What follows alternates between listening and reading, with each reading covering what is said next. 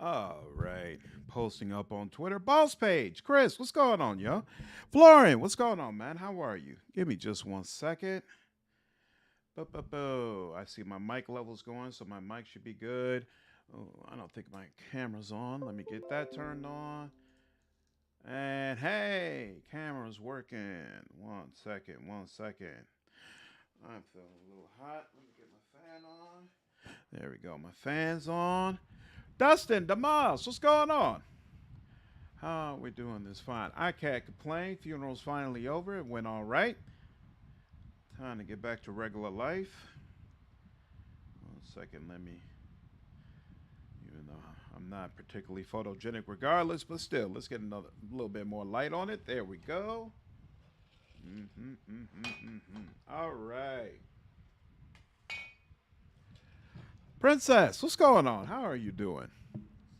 Okay. We got lights. We got mic levels going. You all should be able to hear me. Let's see. Game screen. Game screen works. And desktop levels are going as well. We should be good to go. Stan, what's going on, man? Thanks. I appreciate it, bro. I appreciate it. The film was a little rough, but we're through it now. One cool thing about it, it was a military funeral. First time I've ever done that before. So, they did the whole, shooting guns and folding up the flag and giving it to the wife. Went through all that. And I got to tell you, man, that shit was actually kind of impactful. I'm not like a big pro military guy, go U.S. military, but man, being in the midst of that and just seeing the respect paid given to someone who had served, it was pretty freaking cool, man. Pretty freaking cool. All right. So last time we were here, we had just finished talking with the gods, right? And they put me back on the ship. So now I have this new ability, sympathy for the lost. Call upon the lost souls that have agreed to follow you. Their presence distracts all foes in the area. Oh, that's interesting. It also restores health to me and the entire team. Well. That's actually pretty cool. 21 gun salute. Yeah. So I've seen it like in movies or TV, but I'd never seen it live before. And it was pretty cool. It was pretty impactful, the whole thing. And when they started playing that Trump, man, and saying that, hey, it's your time to rest, it was emotional. It was definitely an emotional time. And of course, I was one of the pallbearers, so, it is what it is. Yep, absolutely. Absolutely agree, Dustin, at Boss Page. Yeah, the military definitely gets that part of it right. And I appreciated that. And I know he would have appreciated it too. Why can't I talk to her? Why won't you let me talk to her? Okay, what about these people down here? Okay, so you let me talk to these people. I can't really talk to the ship, makes it all right. Yeah, okay. Ship life sure is an adventure, ain't it? Just think of all the places we can sail to, all the sights we could see. This is nothing like being stuck on a farm, or cloistered in the back of a temple. What's going on, Acoustic? How viable is a high charisma run in this game? Well, I don't think charisma is even a stat in this game. And if you're talking about like a run where you're really highly focusing on persuasion, in Pillars of Eternity 2, persuasion is broken up into several different categories, and none of them relate back to a specific attribute like it would in typical D&D. So you have bluff, diplomacy, streetwise, so like your ability to communicate with like thugs and people like that. And I think there's one other. So basically, there's different ways for you to be persuasive, and it's not one attribute or one skill that really determines it overall. Which also means that it's extremely viable, regardless of what your combat style is, to also be persuasive in at least one area. So, for example, I'm playing a Cypher who, as far as attributes, I focus mostly on might because I want to do as much damage as possible, but he's also extremely good at bluffing anybody that he talks to. So, hope that answers your question. Shorty wraps her sickle against her thigh as she studies the boat's layout. Satisfied by whatever she sees, she tilts her head to you with a small smile.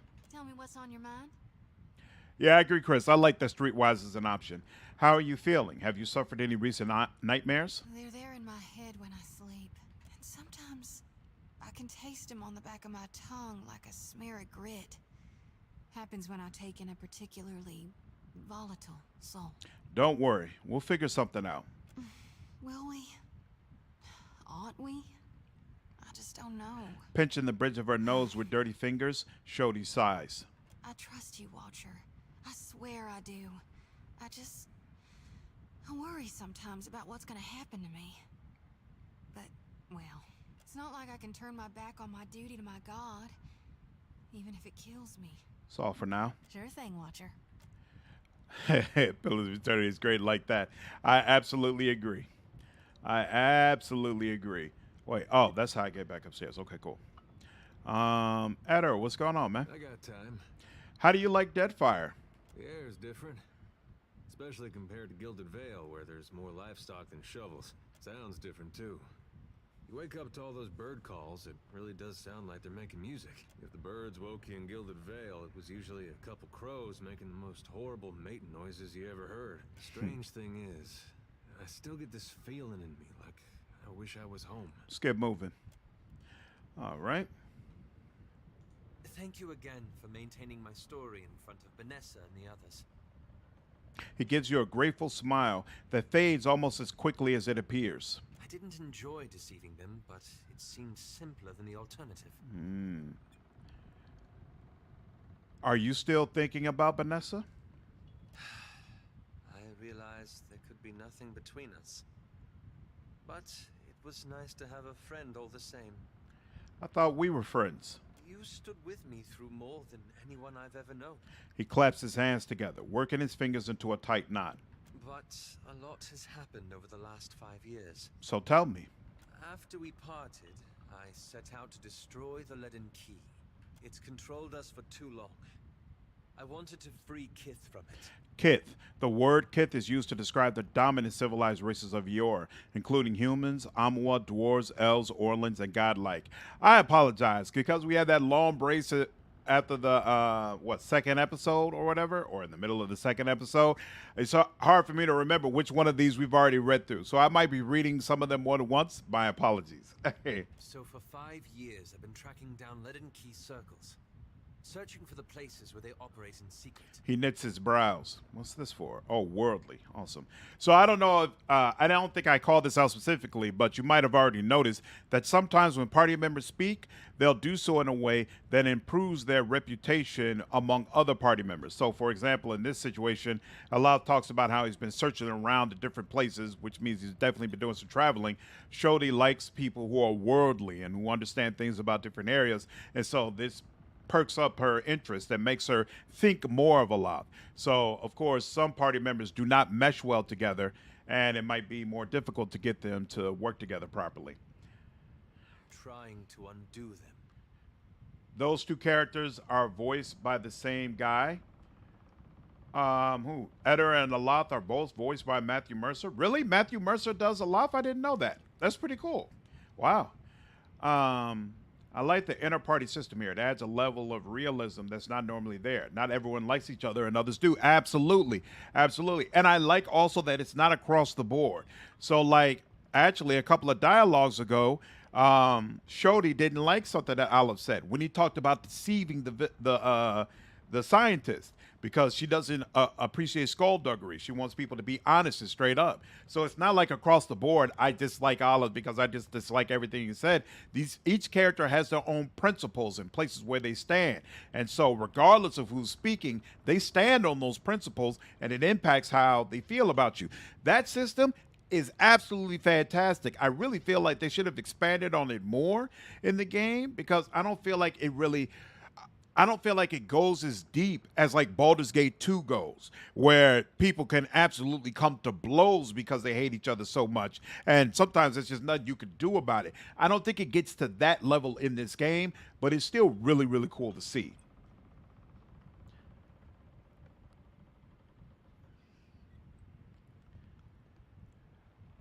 Kak, what's going on? Oh, hope you're well. Yeah, I got no complaints. No complaints at all. Thank you. And how has that been going? The task has been more difficult than I anticipated. Wait, I'm sorry. Looking at boss pages, when the question was raised, I thought you were talking about Pillars of Eternity 2. If you were actually talking about Pathfinder, my bad. Then yeah, that's totally different. Then to answer your question, yeah, high charisma. There is absolutely some classes that would make full use of it. Just be a sorcerer. How so? I don't think I fully understood the weight of the decisions I would have to make. Or the burden of living with them. It was much easier when I only had to follow someone else's lead. My father's, Theos's, yours.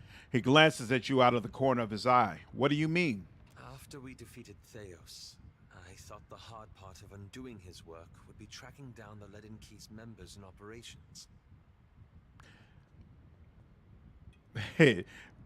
But Perhaps this would be easier with an example. I went to a village in Old Valia, a run-down backwater of a place.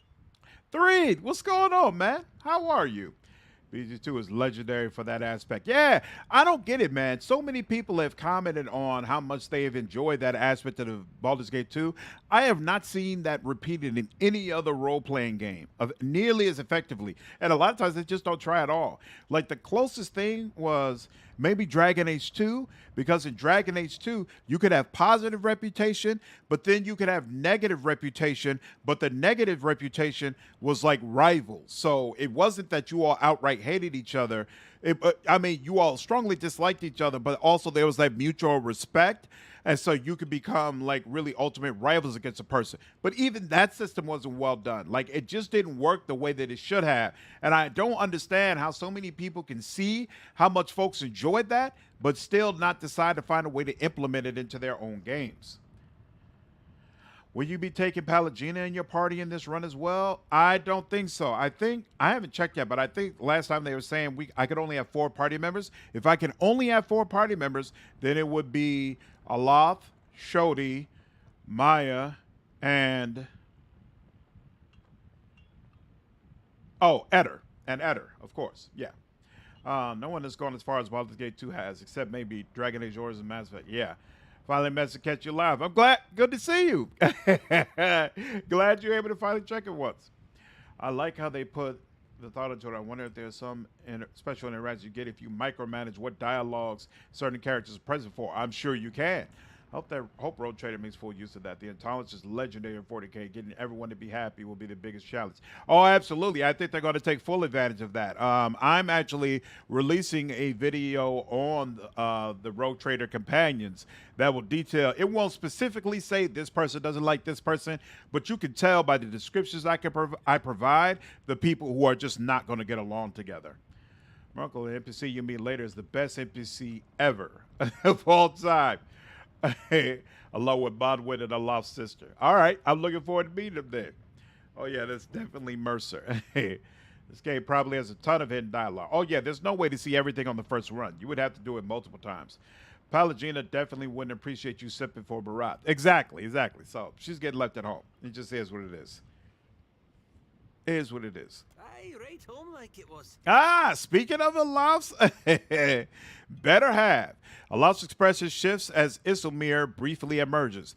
Isilmir, a past iteration of Aloft Corficer's soul. Isilmir was a brash, Hyle-speaking elven woman who's lived in Adir long ago. She awakened in Aloft's soul after his father attacked him and frequently got him into trouble with her cheeky comments and aggressive behavior. Centuries ago, the Leaden Key had intervened to end some heretical cult. The details were lost, but what had endured was a practice of ritual bloodletting. A gruesome, pointless tradition. He grimaces. At every full moon, the villagers would feed the soil with their blood. No one, young or old, sick or hale, was exempt. What did you do? The village priest administered the practice. Grim old fellow.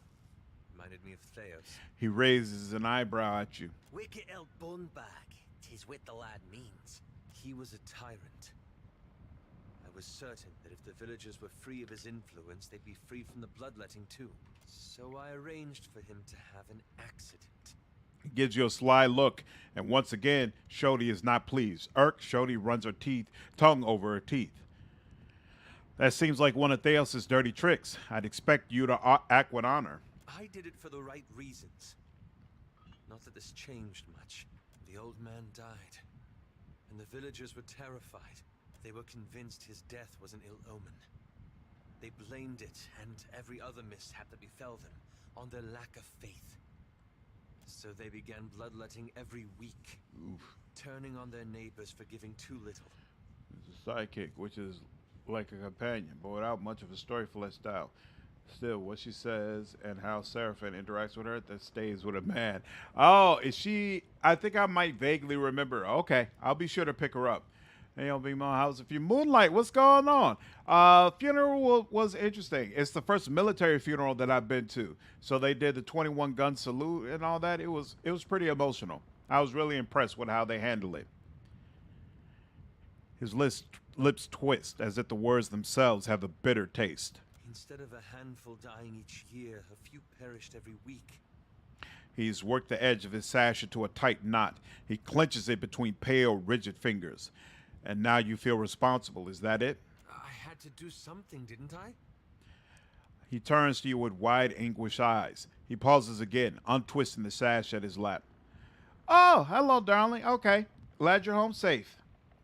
Merkel used to be naked. I keep wondering what I might have done differently, or how I could have known better. Learning from mistakes like this is a good start. I suppose so. I should get some rest. It's been a long day, and you've given me a lot to think about. Wait, you still haven't told me what the Animatches have to do with any of this. Ah, that. He massages his temples. I'm looking for an old Leaden Key sect. I found several references, but He breaks off, shaking his head. I want to be sure. Please, let me go over my notes again. Then I promise I'll tell you everything. Insight. This isn't about your notes. You're second-guessing yourself. Again. You know me too well. All the same, I need to gather my thoughts. We'll talk more later then. All right. So 3 of my party members talked to. Now we got one more, right? Wait, Eld Ingram. All right, just want to make sure. Okay, so none of these are people that I should be able to talk to.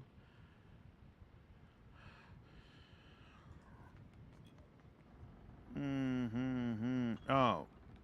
I'll take care It's still weird that I can't. I swear I was supposed to be able to talk with her. But maybe not. Okay, fine. All right. Come out on my. Absolutely, he will be, darling.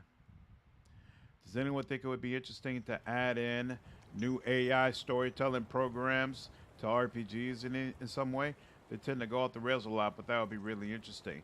New AI storytelling. So like the what's it called? Like dynamic storytelling. Could be interesting depending on how it's implemented.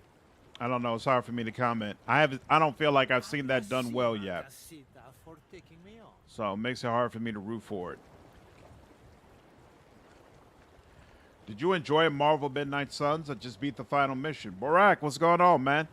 Captain, truth be told, Ferrante half expect us to get our asses blown out of the water at Fort Deadlight.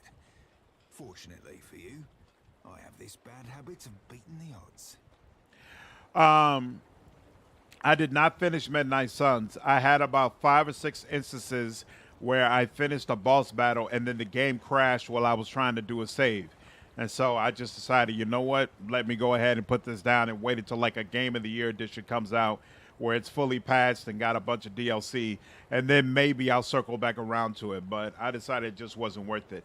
So after beating the final mission, how did you feel about it? Did you enjoy it?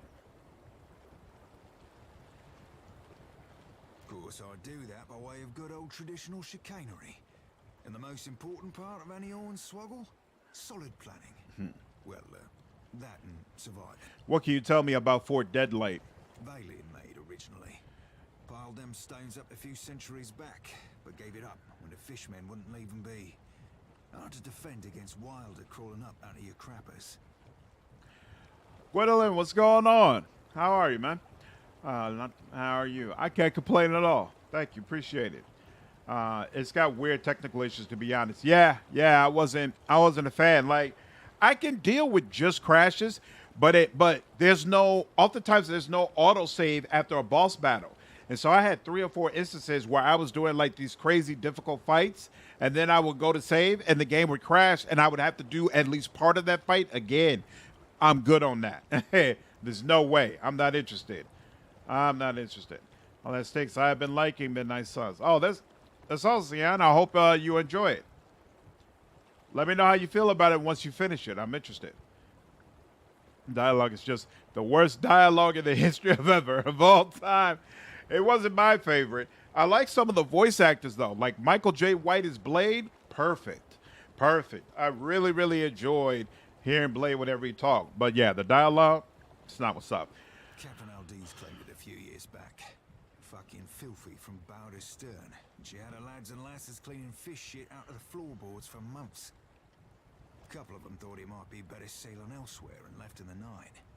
Aldee's tracked them down quick as you like, took their heads, and fixed them into little lanterns for the front gate. Called them Fort Deadlights. His nose twitches. They say she ain't had a deserter since.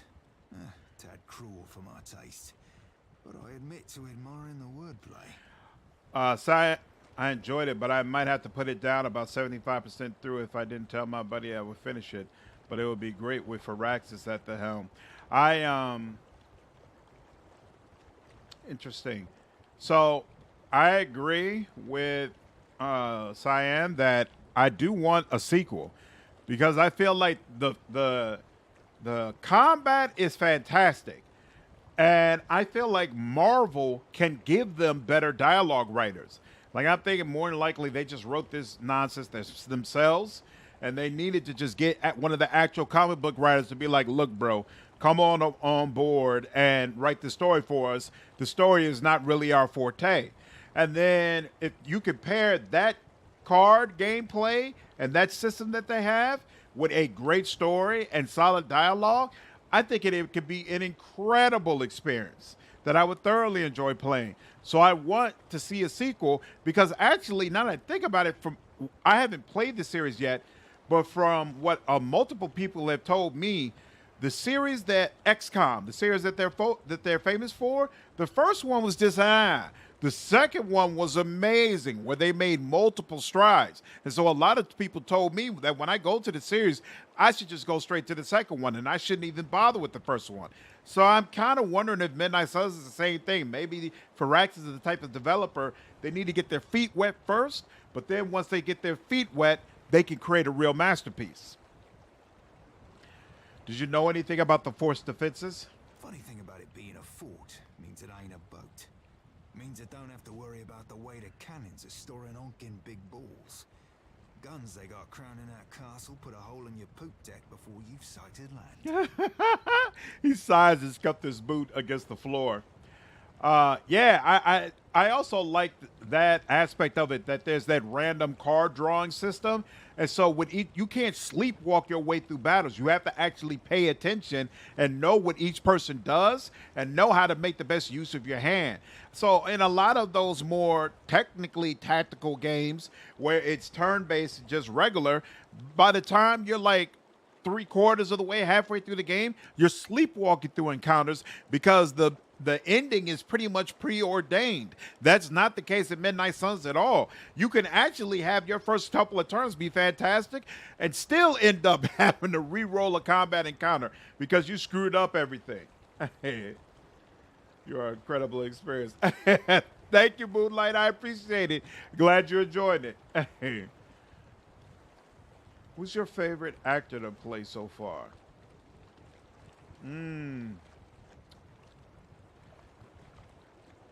Good question. I mean, Wesley Snipes is awesome. I've never done a full Blade playthrough. I only did a Blade build for Pathfinder. So one of these days, I'm a get a game where playing as Blade feels right. XCOM 1 and 2 are both pretty good. XCOM 1, I think, helped bring back turn-based RPGs, but I think Firaxis with their DLC are a step ahead of other devs a lot of times. That's the other reason why why I want to wait for the DLC, because I'm wondering if they're going to do something awesome for Midnight Suns. Agree. Really hoping for a second Midnight Suns. Absolutely. Green Thief, what's going on, man? How are you? The Midnight Suns story is it's a side of Marvel you don't see in games and movies yet. Yeah, I agree that Midnight Suns is taking a piece of Marvel that you don't see, but I don't feel like they used it right. I feel like they took something that Disney hasn't really touched, but they did it the exact way that Disney would do it. And I don't feel like when you got characters like Blade, Ghost Rider, and Magic, that you can do them in the typical Disney way. It absolutely works for some of those other characters, but it doesn't work across the board. And so there wasn't enough differentiation in the personalities of the heroes that you had on your team. Wasteland 3 is incredible. I will definitely be live streaming Wasteland 3. In fact, that might be the next game we get into. I definitely want to do Tyranny, but I might go into Wasteland 3 first. Either that or I'll probably do Wasteland 3 first because I do want to make sure. I also plan to live stream Baldur's Gate 2. So I don't know what that order is going to be. I think it might be we'll do Wasteland 3, then we'll do Tyranny, and then we'll do Baldur's Gate 2 because that should give me enough time to finally get through Baldur's Gate 1. We'll see. Fort itself be floored as sealing rum-sodden fools, so that be going for us. But Aldi's keeps the crew on the walls sharp and sober. Shit. Okay, dear. If you need something from me, let me know. I got my phone on. Damn. Rob, thank you for the $5. I appreciate it, man. Have you looked at the games Urban Strife or Broken Roads? If so, you're going to try them out. I have no idea what those games are. Tell me about them. I'm still waiting for Baldur's Gate 3 to be an actual game. They just announced the release date, dude. This last week. It's coming out in August. I mean, how much more real do you need it to be? I've been waiting for like 3 years till it's been out of early access. I still can't get over Blade saying freaking. Come on now. Eder as a rogue is a trap. I made him a swashbuckler. Kid, what's going on, man? How are you? You should do X-Time games. I plan to do that at some point. I want to get through the Obsidian games and the Baldur's Gate games and Wasteland 3, and then that'll open up some of my schedule to see what other games I want to jump into. Also, you will not be covering Baldur's Gate 1 and Wasteland 2. I might get into Wasteland 2, but it won't be until after I get into Wasteland 3 because I know I love Wasteland 3, whereas a lot of people said Wasteland 2 isn't nearly as good of a game. So I'm thinking that might not worth me streaming, and I might just play it on my own at some point and review it. Definitely not. I'm probably not going to be doing a live playthrough of Baldur's Gate 1. To be honest with you, Baldur's Gate 1 is just okay to me. I'm really all about the party members and the conversation, and I know we're completely getting away from the game. I'm going to get back in the game in just a minute. But I really love the party members, the dialogue, things of that nature, and that's just not as fleshed out in Baldur's Gate 1. Like, BioWare did a much, much better job of that with Baldur's Gate 2. There's no romance in Baldur's Gate 1. Like, it to flow for me, I'm not motivated to, like, read through every piece of dialogue the way I am in a game like Pillars of Eternity 2. So I'm going to play through Baldur's Gate 1 on my own and go ahead and release that review. And then after that, I'll do Baldur's Gate 2 live because I know I love that game. That game I'm definitely down with. One blast of their horns and deadlights locked up tight as an endearing Muggernight. We'll stay that way too, till any unfamiliar ships have been shot to shit and shot again. Yeah, I agree, Syed. It'll definitely be a while before I get to XCOM, but it is on the list. I don't know anything about Baldur's Gate. How big of a reveal was the tattoo guy being in Baldur's Gate 3? Boric, that was huge. That was huge. Basically, the Baldur's Gate 1 and 2, Minx, which is the name of that character, is probably the most popular party member from those games. And those games were set significantly before, like way back before Baldur's Gate 3 was set, and a lot of people don't know the Baldur's Gate lore. So they didn't realize it was even possible for Minx to be in the game because he's human. But what you see in the trailer, and what you still probably don't know if you haven't read the lore, is that Minx was actually petrified and put in that city specifically because he wanted to be there if evil ever rose there again and his services were needed. So he was petrified with his hamster to be available for them, and now the city needs him again, so he's back again, and it's pretty freaking cool. No, that was a big deal. Big deal. Big deal. We're here for you, dude. Don't worry about the game. Thanks, Moonlight. I appreciate it. BG Series is the best CRPG franchise board. People love it. Absolutely. Swashbuckler Editor is amazing once he gets repulsed. Yep. That's what I'm figuring. He was in the old Baldur's Gate games. Yep, and his hamster boo. I have both of Mink's magic cards. Oh, that's awesome. Tattoo guys like Superman from Baldur's Gate.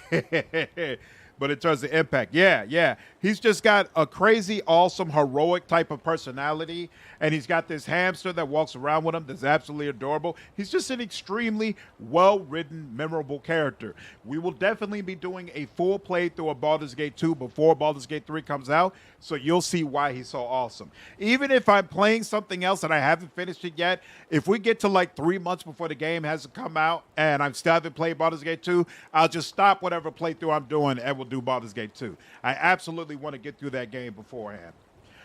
What do you know of Aldis? She's sharp as shit, that one. Tongue, mind, and ears alike. Sailed out of Deerwood or Adir one. Knows her knots and how to crew a ship that won't turn sour. But words ring out among the Principe. More than you'd think for new blood. Part of that's her fierce support of freedom. From slavers, from the empires, from the Juana's caste system even. Florian, when is the panel from hell? I don't know if I'm going to be... I'll definitely cover it as far as do a video of it, but I don't know if I'll be live streaming it because I may not be able to get that hour off of work. So we'll see. The rest are lean in hand. Step out of line and Ferrante's got your old crew up for lashes. Aldis, though, she's, now let's say there's a reason she attracts limp-cocked nut twists like bandwidth. Yep. Super cool, Borak. Super cool backstory that completely fits Mix, and that's exactly who he is. Do whatever it takes to stop evil, fight evil, just enthusiastic and passionate about stopping evil wherever he is. Minx is incredible, and honestly, Larian has big shoes to fill to make the audience feel like this is a true, authentic continuation of the character. So, best of luck to them. I much approve of a lack of regard for our traditions, but can't say I don't share her vexations with Ferrante and the old guard neither. He runs a furred paw over his braided beard. Shouldn't the Principe do something about all this? The Principe's no fleet. More a mishmash of fiercely independent captains. A lot of them take to one another like sharks to krakens. But we be bound by this slippery slip knots of tradition. Even those bucking tradition cooperate for protection against our enemies. He is a ranger, but of course, if you don't know his character and you looked at that trailer, you would just assume that he must be a barbarian. It's got to be the same voice actor for Minx, and they definitely got the same voice actor for the Druid trick. So I don't see how they didn't get the same voice actor for Minx. I'll be honest with you. Oh, Jahani. Jahani's her name. I'll be honest with you. I guess I'm in the minority here. I'm not a fan at all of her being in the game. Not a fan at all of her being in the game. To me, like in that Baldur's Gate series, she's the love of the life for my main character. And there's no way she's in the middle of Baldur's Gate. Mind flayers are running around. The city is absolute and haywire.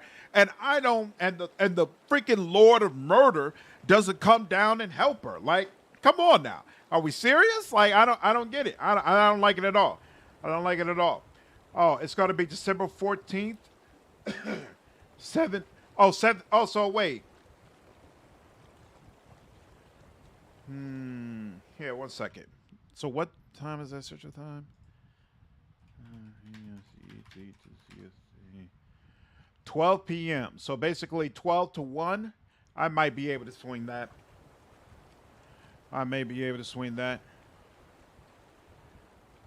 It's 12 p.m. Central Time, Kit. Yeah, Jahira. Vaconia. I forgot about Vaconia. I've never romanced her before, but I keep hearing she's amazing. Many of the old guard have died off, though. And the new blood flooding in be less the civil sort. Jim Cummings. Okay. Yeah, they had to have gotten him back. If that dude is still alive, then Larian found a way to get him back, I guarantee you. And I hope he got a really nice payday out of that as well. What makes y'all think Vaconia is going to show up? Is she even still alive?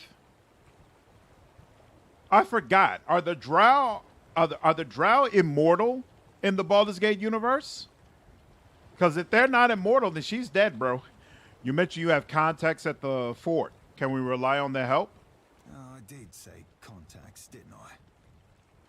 Hey, Seraphim rubs the back of his head as he takes a sudden studious interest in his boots.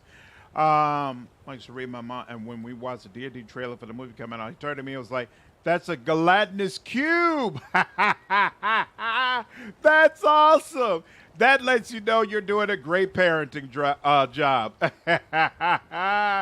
That's awesome. Drow will live up to 700 years. Okay, then I guess she might potentially be in the game. See, I'm good with that because I never romanced her, so I don't feel any kind of way about that. Butcher, what's going on, man? How are you? Awakened. Yeah. I finished Cyberpunk, and that's another game we're definitely going to play, but I'm going to play that after that new DLC comes out. And are they supposed to do another expansion after that DLC? I might wait for the whole expansion. Like, I've already played it once, so when I play it the second time, that's going to be it probably. So I want the whole shebang in there. Contact would be more accurate, in the singular. Alas, by the name of Siri. Been running the same circles for years, doldrums and fair winds. We're never family, but never on the wrong ends of arms, neither. Might have shaken the sheets a few months back. Man, Idris Elba in that DLC was so exciting. I did not expect to see him at all. So that's definitely something I want to play through. Regardless of how she feels about me, there's no love lost betwixt her and Benwith. That's for damn certain. The Baldur's Gate companion that I really want to still be alive is that Red Wizard. Some of his stuff was hilarious in Baldur's Gate 2. Man, I loved Edwin, right? Edwin was his name? I loved having Edwin in my party. Your contact is some random lover of yours? Random? What do you take me for, Captain? The scourge of hearts throughout the Deadfire. Well, I can't say as you're entirely wrong. Just the one expansion DLC. Oh, okay, so I guess I'll just wait for that and then that's it. It'll be done. I think they said this expansion and then moving on. Okay. All right. Then I'll wait for that expansion and then we can get into it. And yeah, The Wire, amazing. Oh, Dorn. Dorn might still be alive. Oh, that's interesting. Okay. The group for the anime will be in the DLC somehow too. Like mention or cameo maybe. Where's Wallace Stray? Don't even get me started, man. I love The Wire. Loved it. In fact, I bought the entire set once as a Christmas gift to my mother. Because like just about everybody in my family loves The Wire. It's just such an amazing show. You have a plan in mind to get us into the fort?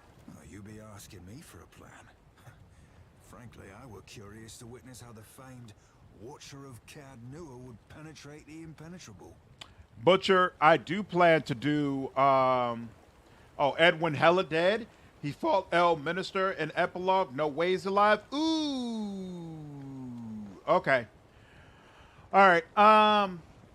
Butcher, I definitely plan to play The Witcher 3, but I actually plan to play the entire Witcher series. So at some point, the same way I'm doing Pillars of Eternity, basically like back to back, I'm going to do all the Witcher games back to back. And at that point, we'll experience the next gen upgrade. But I'm just not, I'm kind of weird as a creator. When I'm locked in on something, I'm kind of locked in, and it takes a lot to move me.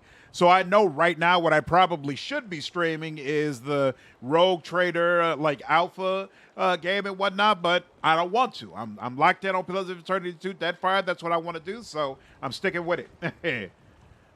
Always keep one to J, but just in case. Me personally, the only show that rivals The Wire's excellence is True Detective Season 1. I have never seen all of True Detective Season 1, but I keep hearing about it. I'm going to have to play it.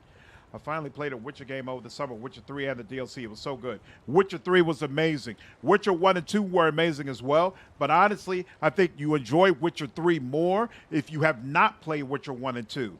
Because CD Projekt Red did not do a good job of transferring your stories all the way through. And so they would just ignore crucial things that you had done and just move on. And they never called any real criticism or flack for it, which honestly I found very annoying, because you would have these people online who had this whole list of shit to say about BioWare, but then they held up CD Projekt Red as these gods of role-playing games. And I'm like, nah, bruh. Nah, because I play these games. I'm transferring in these stories. I chose Shania as my romance partner, and then you completely ignored that and had me wake up in the bed with Tristan game 2. Nah, man, I'm not with it. I'm not with it at all. I don't like that shit. Picture on back in bed. I'm going to bed also. Love you, dear. Happy streaming. Okay. I'm glad she's okay, darling. Let me know if you need anything from me. Good. Witcher 1 is so trash. Well, did you see Moonlight? They're doing a remake of Witcher 1. That's a game that actually needed a remake. That's a remake that actually makes sense. Actually makes sense. Called Mass Effect. Mass Effect, it did not completely ignore major decisions that you have made. The only major decision I could think of in Mass Effect where I was like, I was disappointed in how the Rachni were handled. Like, it was made a big thing of in Mass Effect 1, but then they did not complete that. They didn't follow through on that in Mass Effect 3. But it wasn't ignored. It wasn't retconned. All right? They just didn't do enough with it. CD Projekt Red flat out retconned massive, major decisions you made in your games. Despicable. Yorvith became completely irrelevant. How does half of The Witcher 2 become completely irrelevant in Witcher 3? That's insane. That's insane. And they called no flack for that whatsoever. None. Hell no. Exactly, Butcher. Exactly.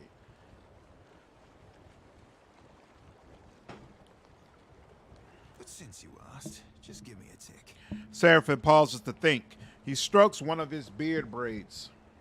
Vast. I might have pulled a plan out of this hairy blue ass after all. Way I see it, we have an option or two ranging from the wildly dangerous to the fantastically suicidal. So tell you me, Cap, what be your preferred approach to problems unapproachable? Red. I'm not trying to rant, but that just set me off. I forgot how much that used to piss me off thoroughly. Talk to talk. Eh?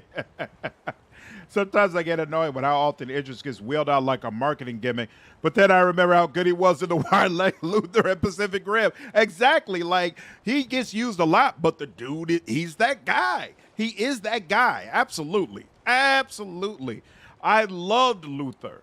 Luther was so weird and strange. It's like, who actually sat back and thought up of the show? Wildly entertaining from episode 1. We totally sidetracked, you see. Having your sweet wife say goodnight on the stream. Thanks, Butcher. I'm a lucky man indeed. I appreciate it. We sidetracked your stream. I appreciate y'all. It just, man, that really tapped into memories that used to upset me greatly. Because, you know, of course, people, anytime you're creating something, people have criticisms. So folks are pointing fingers at BioWare, saying what they should have done and how Dragon Age and Mass Effect should be better. And I'm like, okay, you know, that's cool. You got these criticisms. But then you look over at CD Projekt Red, and it's just nothing but adulation. And, oh, my God, these guys are the gods of gaming. And I'm like, how are y'all just letting this go? How would you just decide that, oh, this stuff doesn't matter? It matters, man. It matters. I played Witcher 2 like 3 or 4 times over and over again just because I loved Yorvith so much and wanted to make sure I had a perfect save siding with him and all the other elves, dwarves, everybody else. And I fully expected that Witcher 3 would follow up on that storyline and I would be able to help them all rise up. And so to get in there and see from the very beginning that they just retconned that whole situation, yo, that's crazy to me. It's crazy to me. I simply outsmart my adversaries. Smart play for crashing any party involves scavenging yourself up an Needs to invite know nation. and then dress it to impress. I'm afraid that the Witcher 1 remake will be made for modern sensibilities like Witcher 3 already. Drop more Grimdark World of the books. Meat, what's going on, man? Glad you can make the stream. I don't know what you mean when you say modern sensibilities, but I'll tell you that one thing. I'm absolutely sure that card game has to go, and it should go. That card game, that card game was fucking despicable. And there was nothing cool about that card game at all. The card game has to go. I'm sorry, not the card game. the card, not Gwent, the card collection, where you get these cards for every woman you slept with, and you get these half-naked images of them, and you get to collect all the cards in the game. That shit was misogynistic as hell. Now, the grimdark, the violence, the gritty nature of it, I hope they retain that. That would be awesome. But that shit has to go. That was terrible. Terrible. Intellect. So he puffs out his chest, a thumbs tucked into the fine fabric of his shirt. So looked the part. Aye, Captain, from stem to stern.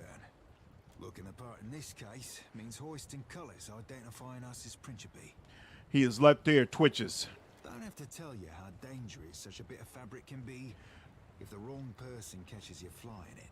RBK, what's going on, man? Yeah, no, not Gwent. I loved Gwent. I played Gwent in all 3 games. Absolutely loved it. If this was only in Witcher 1.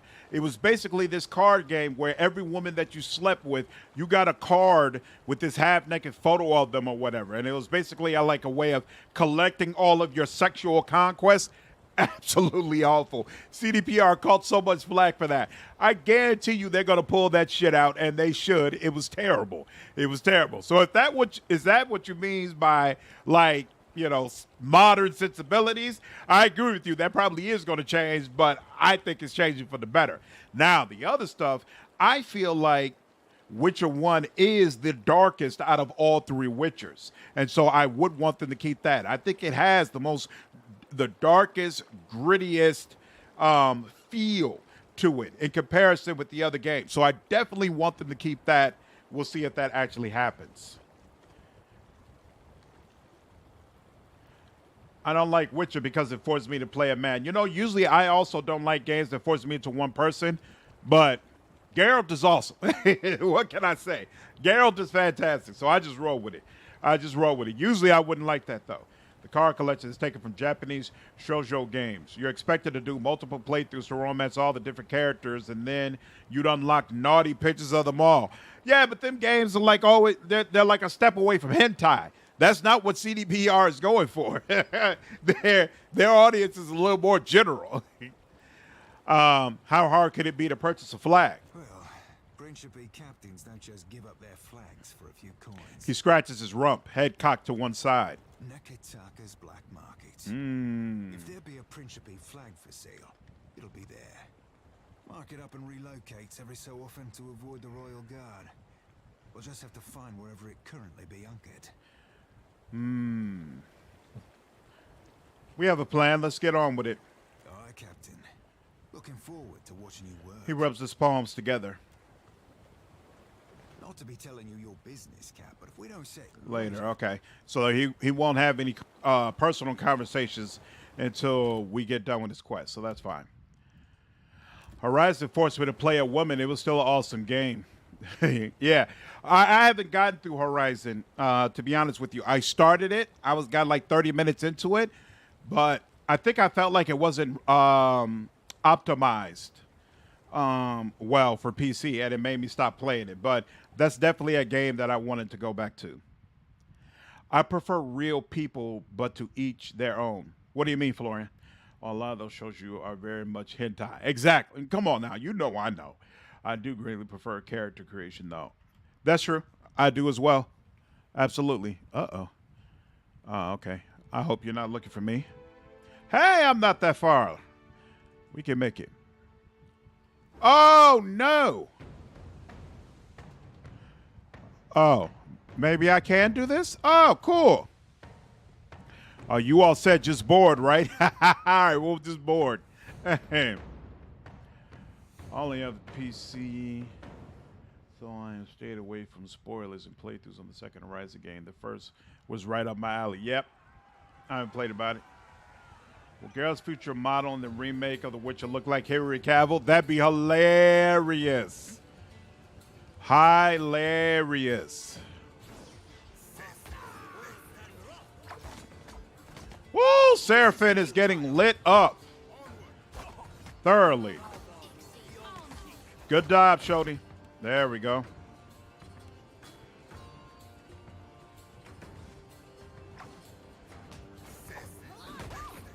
Oh, yeah. Oh, yeah. They're saying that I did this properly. Oh no. Oh no, my cipher is down for the count. This is so not good. Oh no, he's good.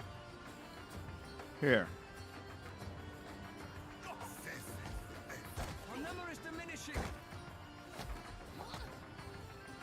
Well, this hasn't went particularly well.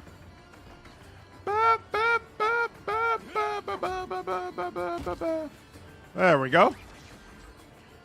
Oh, that was rough. Morale gain. Slandered earned a rank. I'll take all that. Oh wait, share coins with the crew. Take all and continue. Why can't I take all and continue? Oh wait.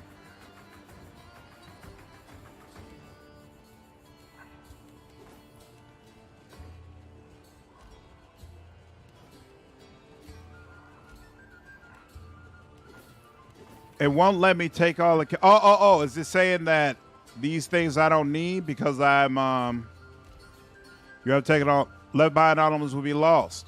Take all and continue. All right, fine. Let's just go. Let's just go. There, I was not getting owned. All right, I was just having little difficulties. There's a difference, boy. I tell you. All right. Do a little quick save. All right, hopefully that's the last one of them situations we end up in. A lethargic, misshapen bird drops a missive onto the deck. Interesting. You're maxed out. Okay, cool. Yeah, that's what I figured, so I moved on. Made by writers who hated the original, always means a continuity break and lore. What are you talking about?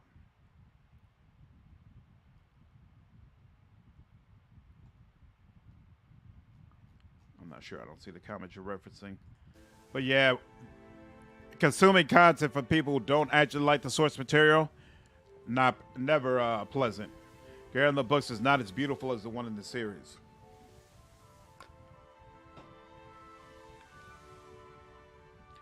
This game I played during the pandemic, so the first one and this one remind me of staying inside during that summer.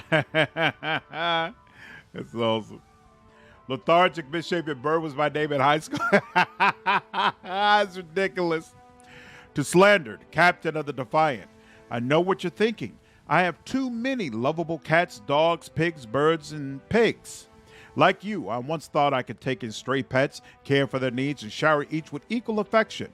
But we limited beings have only so much love to spread around. Oh, I know what this is.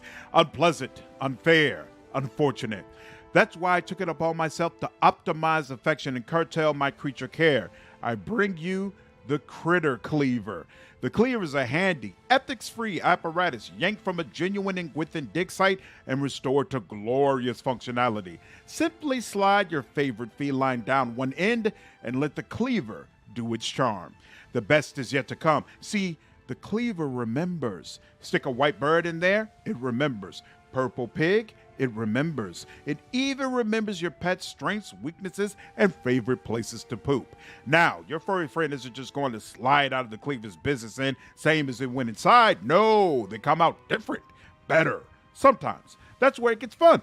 Combinations. Want a bird to think like a pig? Want a cat to think like a different, better cat? The Cleaver provides.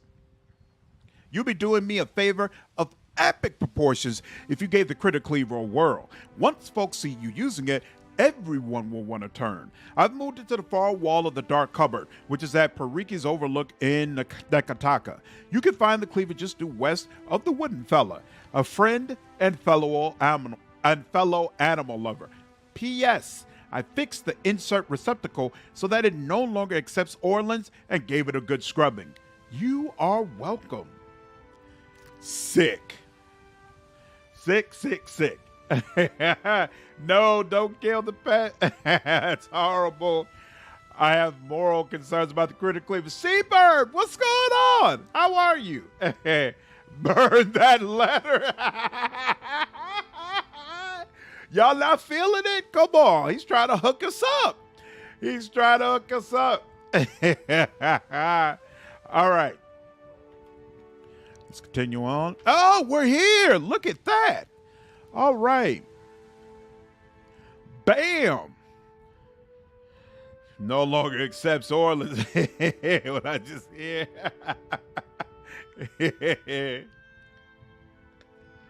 Oh, here comes 3 making the excuses. You get an achievement for it? Well, I'm pretty sure I already had that achievement, so don't worry. I don't need to have the achievement here. Ooh, this is another scene that I love. I love this scene. If it's the one I'm thinking of. Boom, boom, doo-doo, doo-doo, doo-doo, doo. Yep, I'm a big fan of this scene. I can't complain, Seabird. I can't complain at all. Thank you. What does it do, RB Skills? You can put the pets into the cleaver, and it'll basically take the things that the pets do, and you can mix and match them. So let's say you have one pet that gives you an increase to perception, and another pet that has a party-wide increase to, like, your rate of attack or something like that. Well, you could put both pets into the cleaver, and then get a pet that has both of the attributes that you want combined onto it. That's how it works. Critic cleaver must be destroyed for pet safety.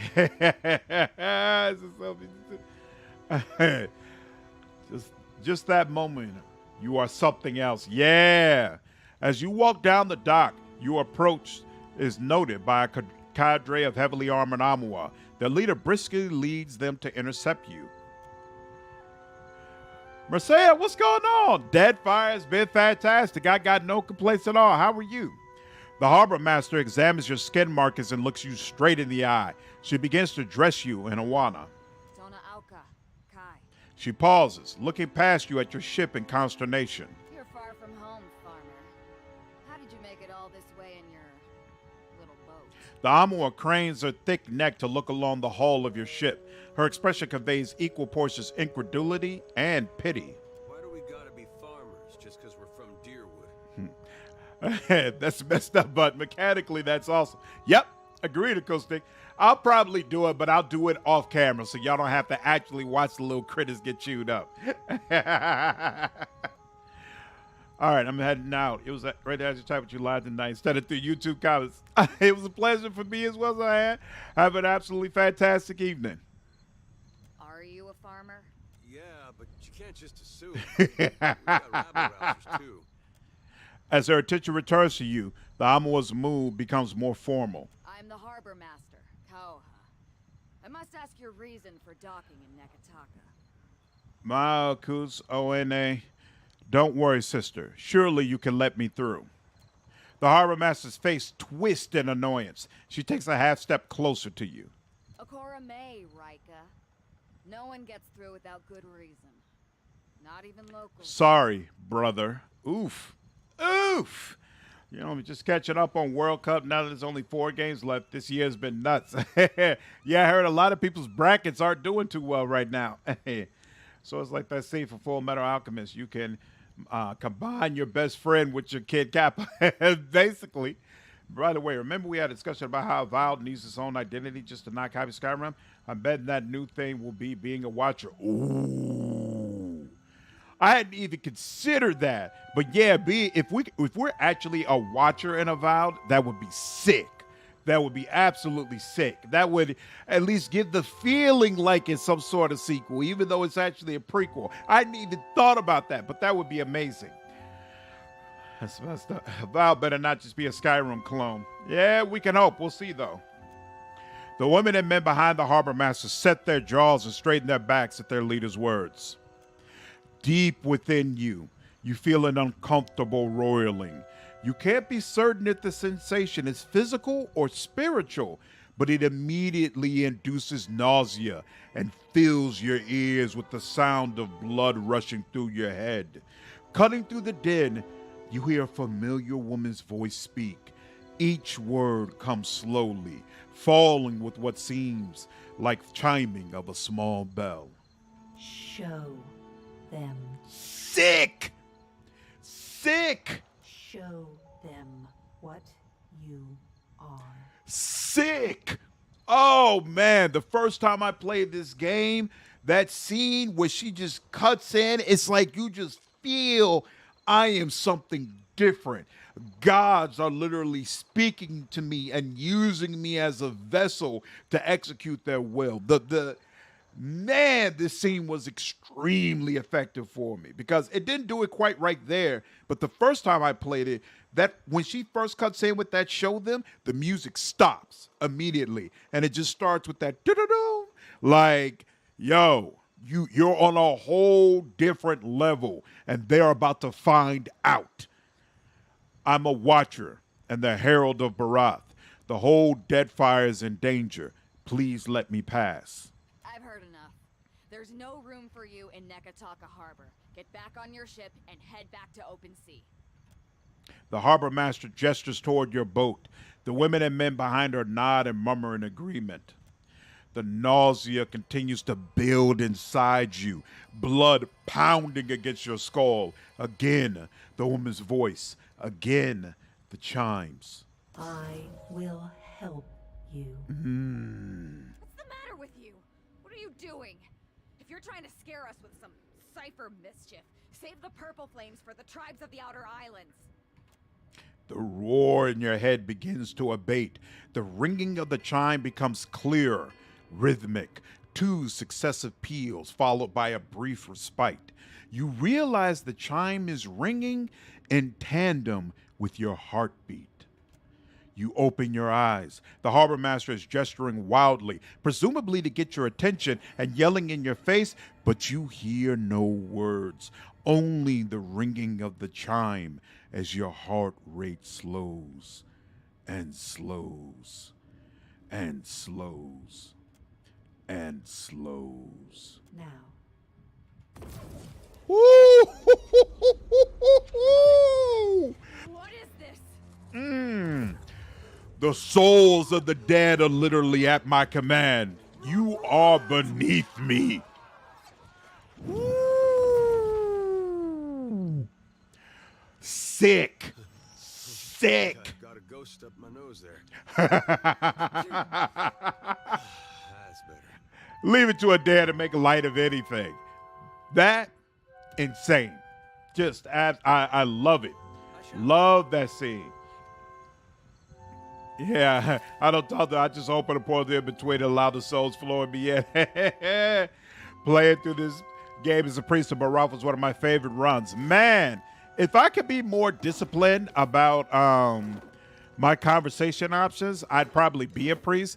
But I can't do the whole, you can only play in a certain way. You have to have a specific type of personality. Like, I like being able to just select whatever dialogue option I like the most at any given time. No, it just doesn't work for me.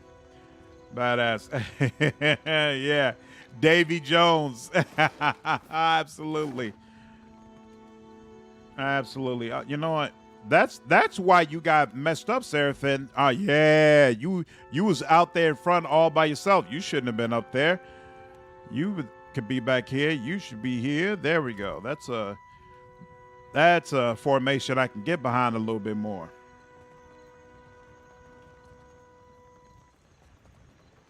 Is this morning or night? I assume it's morning. Ooh! Hello, ma'am. Watcher. Tiverus. Is it really you? Seriously. I know those feathers. Pelagina. If only Pathfinder and Wrath of the Righteous could have had scenes like that.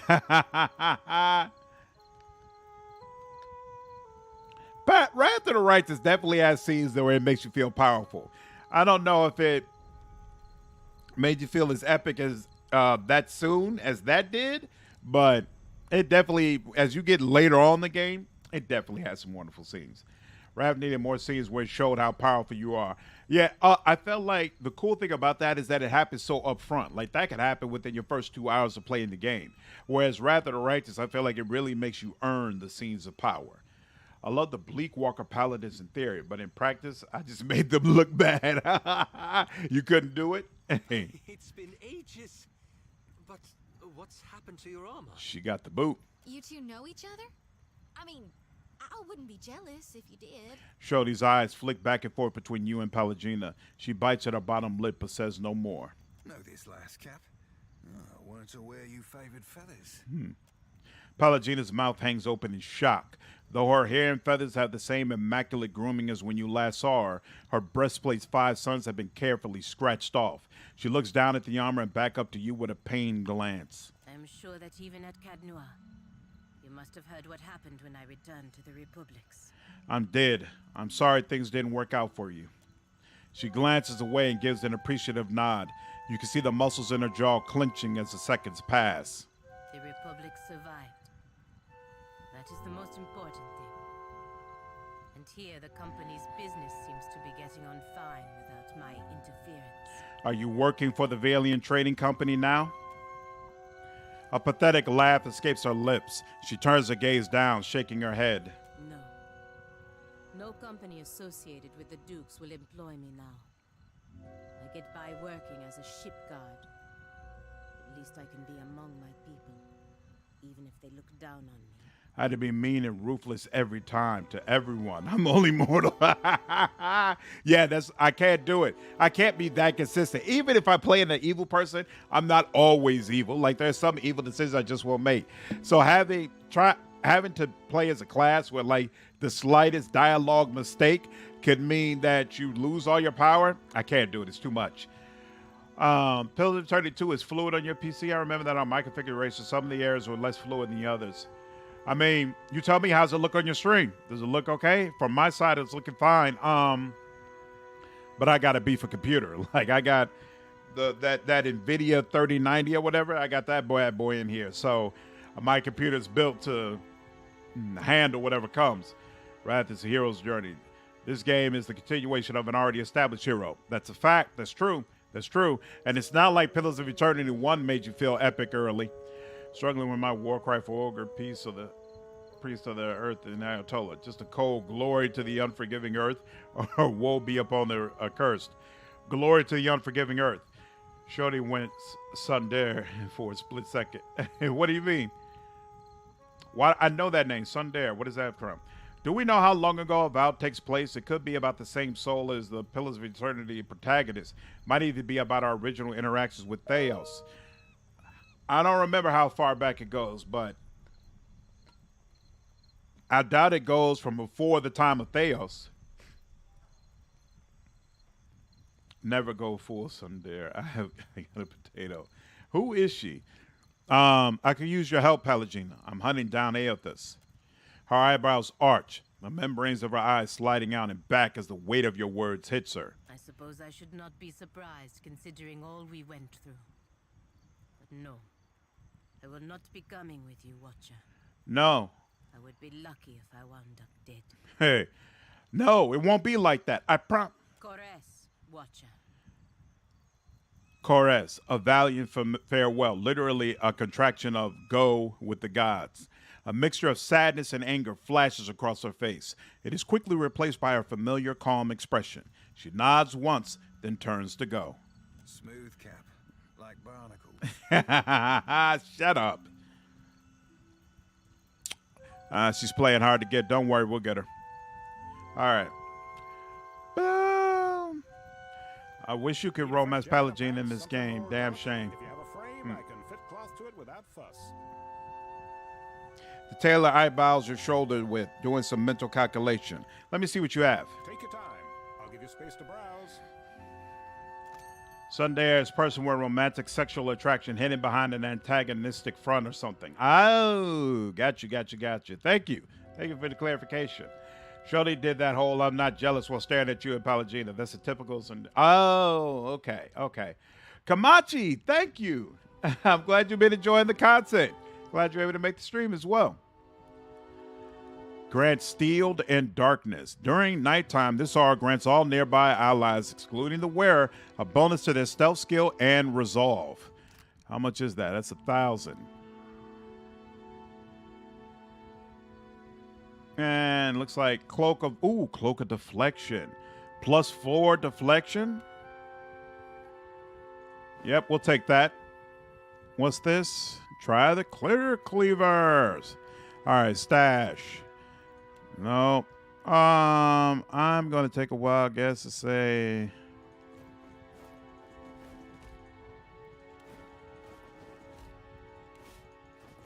boop. Just stopping to say hi. Hensler, what's going on, man? How are you? Glad you were able to stop by, even if it's only for a hot second. Stun bomb. I'm not going to be using stun bombs. I don't use traps either. So we can get rid of all that. Doubtful that I would crash a scroll of minor healing. I might use a potion of minor healing, though, so we'll keep that around. What's this? Food. I need that. I assume I need these. Ooh, fragments of the endless and yinwood. Absolutely. Okay. Definitely want that around. And this is all. Oh, this is all my that stuff. Wana colors. I could sell that. What's this? Sails of Barath. I don't need that. Obsidian colors. I don't need that. These are extra cannons. And I definitely need the Principe one. So trade all that. Excellent. Look at that. I made money. Made money. They really didn't need to record voice lines for the random clothing merchant on the street, but they did, and I appreciate it. I agree. Wholeheartedly agree. Care for a fish or two, stranger? Today's catch. Ripped straight from the hands of the salty wench. The fishmonger lets out an accomplished sigh. Let me see what you have. You'll find no fresher. Have a look. My sword throat appreciates all the voice acting too. My laptop is a potato. Versus a basic computer that doesn't have very high quality of tip. Hunter? Welcome. Venturing out past the city. You'll want supplies, crab traps or the like for a larger game, I warrant. The merchant sizes you up and nods. Let me see what you have. Of course. Take your time. Clay grub figurine. Ooh, sometimes being able to summon things is very useful. What's this? +2.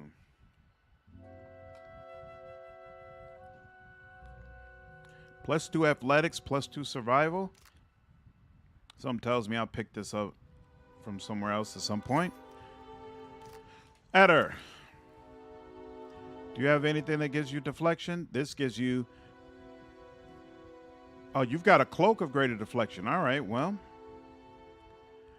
She's got a cloak of greater protection. So neither one of you can use a cloak of deflection. Well.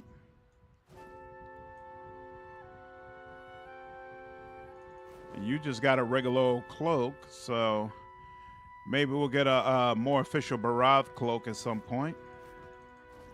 What is the point? There we go. Thank you. All right.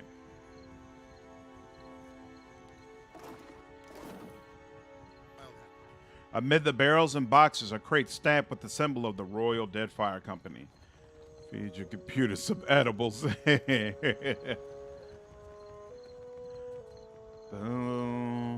Sailor, neglected dog. Aww. We don't want dogs neglected. A strong, musky animal smell clings to this straw bedding. And we don't need any more repair supplies. Okay, no problem. And Levin, good to see you, sir.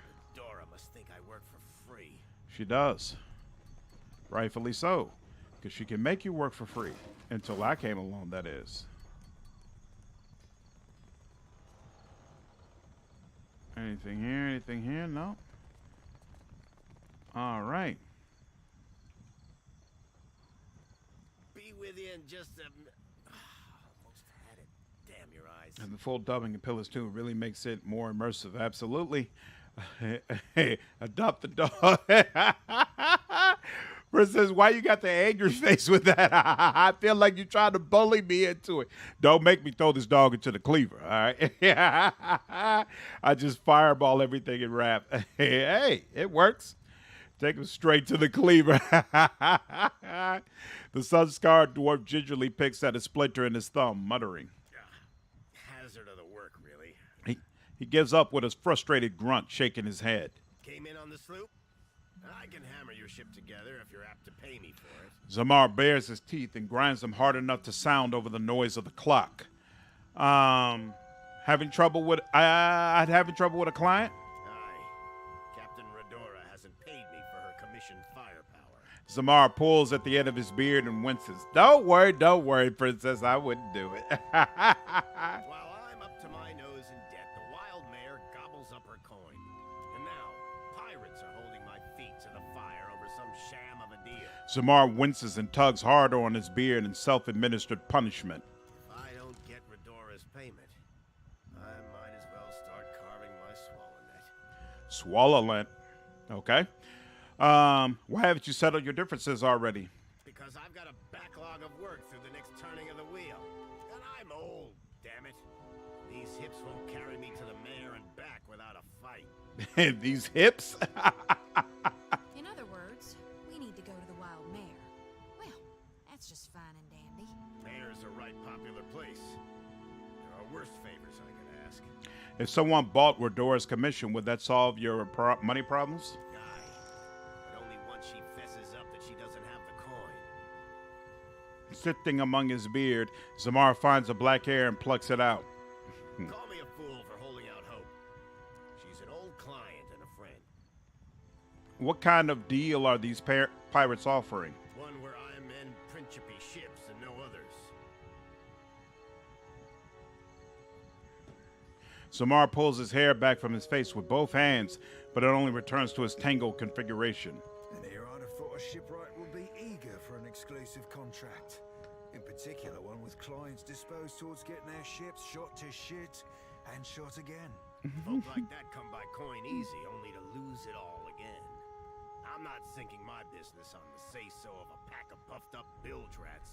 Bastards are driving away business until I give in. If it gets me a discount on your labor, I could hunt down Redora. You do that? A fair price goes without saying, Cully.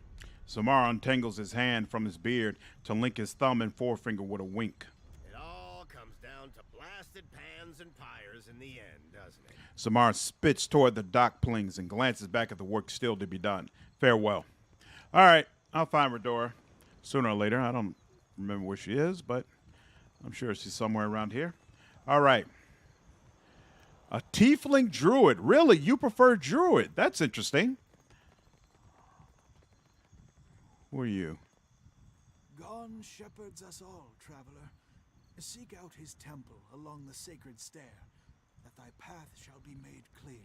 The Hazanui is at the palace, blaming the Wow. Valiants for attacking one of their ports. Random people that we walk by, their dialogue is fully voiced. You must calm them down It's before they go to war. it's just not possible this was the case when the game first came out. There's no way the production values were on point. This must have been a patch.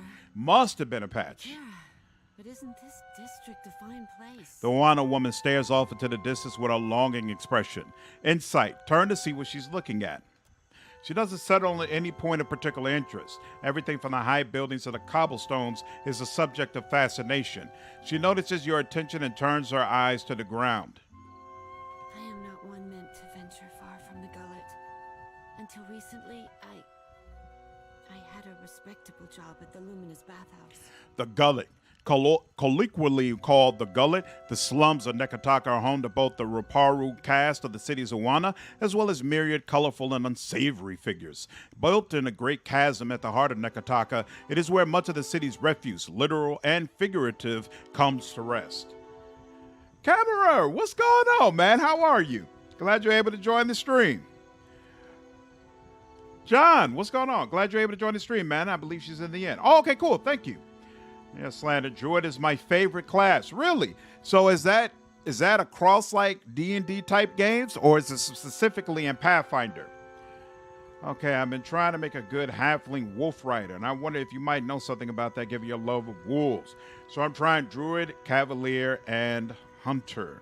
Interesting. Those are rookie numbers. You got to pump them up. I have almost 350 hours in Wrath. Really? How many hours do I have in Wrath? Hold on, let me check my Steam real quick. At this time, it says I have 3,298 hours in Wrath. Now that I am unemployed, I seek to make myself useful before the money runs out. And I must return to the Roparu as a pauper. Roparu. As the lowest class of Wana society, the Roparu are designated to work as unskilled laborers and to starve in times of scarcity. Their status is a function of survival in the often unforgiving Deadfire and not a moral judgment. The Roparu are destined to be reborn into the Kurar or Mataru class in their next lives. She frowns and turns the gaze back up to you. Could you direct me to the Kahanga Palace? Akira, you want to follow the road north, up the mountain, always climbing. It is the highest point in the city. Have you played Divinity Original Sin 2? I'm just wondering. Yeah, I played it, but not since I've had a channel. So I'm going to have to play it again at some point. I definitely will be live streaming it. President WTF. Yeah, it takes a lot of time to make those builds and those guys. It doesn't happen magically. Yeah, so very little of that time was spent actually playing the game. Most of that time is spent like researching, looking around at the different mechanics or getting the exact footage I need for some particular video, stuff like that. I got 375 hours, still haven't gotten much past Act 3. Are the Pathfinder games the franchise you put the most hours in? Yeah. In fact, I think I got around 800 videos on my channel, and I'd probably say around 600 or 700 of them are definitely about Pathfinder. It's not just Pathfinder. Druid is my favorite class in general. That's interesting. Okay. So is it like the nature aspect, or is it the animal lover in you? It must have cost a lot of money for the studio for the dubbing. When you see that Pillars 2 didn't do so well in terms of sales, a bit sad. Yep. It does. I've actually been thinking about that as playing it. Like, man, it's kind of sad that this didn't do as well, considering how much effort they clearly put into this. Thought I was wild 558. That is wild, because your 558 is all playing. My stuff is content creation, which takes a lot more time. Happy that Christmas vacation is coming soon. Going to Istanbul. Istanbul. Where's Istanbul? I know I've heard of it before, but I don't remember where it is. 800 videos, damn. Yeah, man, there was a time where, like, usually now, I'm very careful about not dropping more than one video a day, because I feel like a lot of times, unless like a new popular game has come out, dropping a video more than once in a day is counterproductive. Like, people are just not going to look at all those videos at one time. But my first year out, there were times where I was dropping like 2, 3, or 4 videos in one day. Like, I was just churning out content constantly, because I was hyper focused on dominating the market. I wanted to ensure when Pathfinder came out, there was just no way you could ignore my channel. Like, you had to find my channel one way or the other. You worked at the Luminous Bathhouse? A wonderful place. Would that I could cross its threshold again and feel the mist of luminous waters. Her smile is sad, if genuine. Gene, what's going on? How are you? Yeah, glad you were able to make the stream as well. Good to see you. Turkey. Nice. Is this your first time visiting Turkey, Camera? In spite of my time there, I cannot do else but give it my highest recommendation. You will find the Luminous Bathhouse in Periki's Overlook. Tell me about Queen's birth. The Queen granted this area of the city to the Valian outsiders. Here they organized their business and trade, digging up the archipelago with both hands and carrying riches overseas. She glances towards the docks. In her welcoming embrace, the Queen allowed a similar concession to the Royal Deadfire Company. You would do well to see as much of Nekataka while you are here, I am thinking. How did you lose your job at the bathhouse? More happens at the bathhouse than cleanliness and ease. It is a place of meetings, business, and transactions, to all of which the attendants are either blind or deaf. One day, I overheard, more than I ought to have. In my airing, I gasped. To my great shame, I showed a most unprofessional reaction before clients. I was fired, and rightly so. She bows her head. What did you overhear in the bathhouse to cause such a scandal? Akima shakes her head and lowers it in deepest shame. She's trembling, and it's clear that, in her estimate, she has suffered enough without debasing herself even further. I'm really upset I can't offer her a job. I want to be like, hey, come on over to the ship. I'll pay you. I'll give you work. What's the deal? Oh, well. And that's her. Boom, boom. How is every ship hunter taken? Seems like it, lady.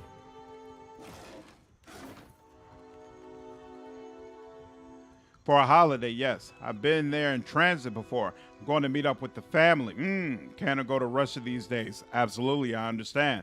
Okay, that's awesome. I hope you enjoyed it and have a good time, man. No sooner do you approach the Valiant woman than she squints and turns up her nose, regarding you with thinly veiled distaste. I only deal with serious clients. Now shoot. She makes a sweeping gesture with both hands. I learned a lot about Wrath because of you, Slandered. I appreciate the videos, man. It's my pleasure. It's my absolute pleasure. It's been a lot of fun creating all this Wrath of Righteous content. Honestly, we're almost to the end of it. I'm going to finish this series, ranking all the classes, and then I'm going to start another. I guess it's a series. It's not really a series, but I'm going to take each act in the game and give you all like tips and guides on what to do regarding like crusade management and what buffs are important and stuff like that.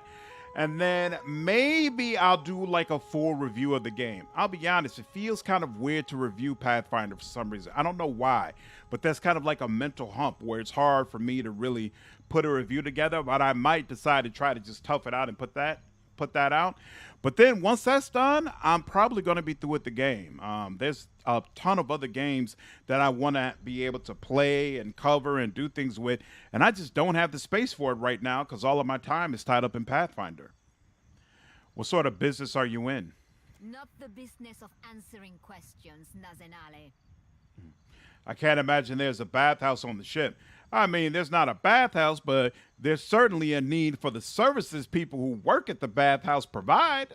So I had to offer the job to strangers with a guy. I do what I can. One may say a lucky bill. Can't wait to visit Den Haag in 3 weeks. This is going to be a blast. Where's Den Haag? Hard for me not to play the severity when I play an RPG with moral choices. Yep, I always have to do that on my first time. Slandered, that class review series is helping me create this Wolf Rider build. I sincerely appreciate it. My pleasure, man. Yeah, I felt like doing that series, it would open up a dialogue that would help players old and new. And I think that's how it's been working out. So I'm really, really happy about it. I think the community has definitely appreciated the series. Madiko, but it is impossible to find skilled work when every competent freelancer wastes their shore leave in the wild mare. She grimaces towards the east. When blood travels south of their brains, the value of a good bounty is forgotten. You give out. Why aren't more sailors accepting work? But I blame Luminous Adra. She folds her arms and exhales sharply through her nose. Our privateers are busy escorting shipments out of the Deadfire. Everyone is rich, no one is hungry. Where are the Casitas willing to sink their enemies for a bag of pyres, huh? Drunk on success. She waves derisively toward the east. Oh, it's in the Netherlands. Oh, interesting. Have you been to the Netherlands before? Is it fun? I've never been. Sir, this is a Christian ship. What found this? Hey, man. Christians are the main ones procuring these services. What you want me to say? Hey, what bounties do you have available? I do not make a habit of shepherding new talent, but there is a seed of potential. She sighs to herself and peers over your shoulder before giving up and addressing you directly. We will cut your teeth on Biakara, a Huana sailor and would-be patriot who plagues company ships. I'll take the bounty. Gelarte. Biakara sails a voyager's scale of Tangaloa off of Hasongo's northeastern coast. Anya studies you once before shrugging and seeing you off with a wave. Tangaloa. Many Iwana worship Barath as Rikuhu, the twin eel god that represents a cyclic connection between overworld and underworld, life and death. Rikuhu is often depicted with the two constituent eels, Kohopa, representing the overworld and life, and Tangalo, who represents underworld and death, devouring one another by the tail. In Awana folklore, Kohopa and Tongalo were born before time existed, and each had an insatiable appetite. They began to devour all living things, and with each thing devoured, they became larger. When there was no living things left to eat, and the two ills were so enormous as to encompass all existence, they began to devour one another. Thus, all beings are perpetually passing through the digestive tracts of the two eels. When one reaches the end, it passes through the mouth of the next eel, the gateway to or from the underworld, and the next stage of existence begins. The notion of time is merely one's perception of the digestive process. Insane. Before I go, I had more questions. Questions? Ask your questions, Aimiko. I'm still hunting Biakara. Well, the Queen's birth ship hunters are not exactly pounding at my door for work. Anya pinches the bridges of her nose. Enjoy the lack of competition while it lasts. Take your time. No, this is my first time going to the Netherlands. Interesting. So what made you choose the Netherlands as the destination then? Something different over. Netherlands are cool. Lots of sheep. It's not the first place that I would think of when like, hey, I got a holiday. Let me go out somewhere. So I find it interesting that that was chosen. A giant? One of the raccoon? No, much bigger. Such is the rumor. Sounds like sailor tales to me. Whoa, whoa, whoa, whoa, whoa, whoa, whoa, whoa. Oh, that's at her. It's beyond me. Excellent. Bet, bet, bet. Bet, bet, bet.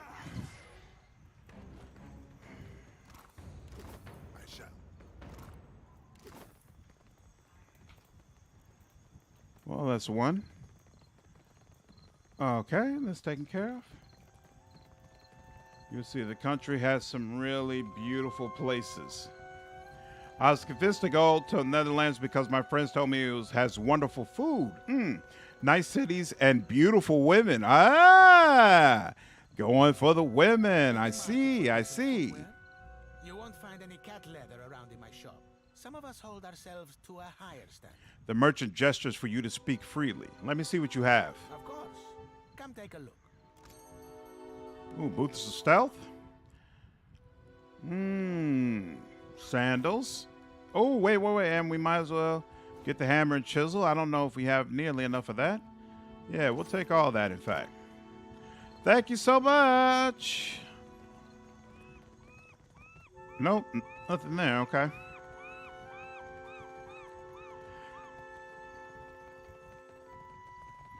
So, what do you do when you're going on a trip to the Netherlands? Like, do you just sit around at a deli and hope some beautiful chicks pass by?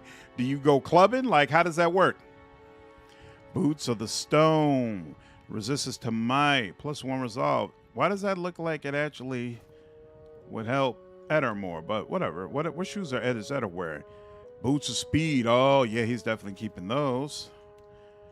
You can have these, right? Yep, you could take these. And then what's these other ones? Boots of Stealth. Yeah, I love. You could take these. You could have these. What bonus do you provide? Ooh, +1 intellect. +10% stride. That's interesting. That's very interesting. There's a sheep hanging out next to the dorm when I've been there, so that's what I remember. Can't say much about the Dutch food, though. Just don't go to a Dutch Christmas parade. I kid, of course. My dad is for the Netherlands. If you've come on business with the Valiant Trading Company, it will have to wait until morning. We're closed. The guard tips her head in warning. There's no need for you to be here after hours. Move along. What if it's an emergency? If it has anything to do with paperwork or wax seals, which covers most of what's in the building, I'm confident it can wait until morning. Very well. It's fine. Amsterdam still has a reputation for its legal weed. I am quite sure. I have absolutely no doubt. For shanties these days. Too much. Not even my wit. A tiny minute of falsetto per complancanet.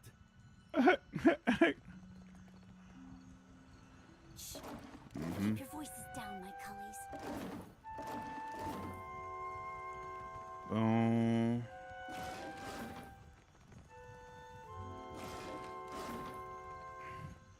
I don't know what's happening down there, but Eder better go first.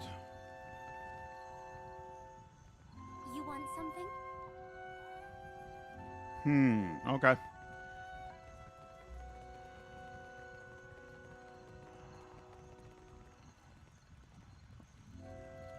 That is how to get out, right? Yeah, so we won't go over there yet. Well, Amsterdam still has opportunities, right? Well, you're about to meet other companions in the city. Who are you taking? Obviously I have myself. I'm keeping Aloth, Shodi, and Eder. And then we're going to replace Seraphin with Mai. Or Maya. However her name is pronounced. And then that's going to be my permanent crew. Only switching out other party members for a specific quest. Daytime is reserved for fine dining, sightseeing, and the night is clubbing time. Den Haag is close enough to Amsterdam, so I can take the train whenever I want to party a little. Ooh, Amsterdam. Okay. That's a place I've always wanted to go to. I keep hearing that it's an amazing time. Do you enjoy coin, my friend?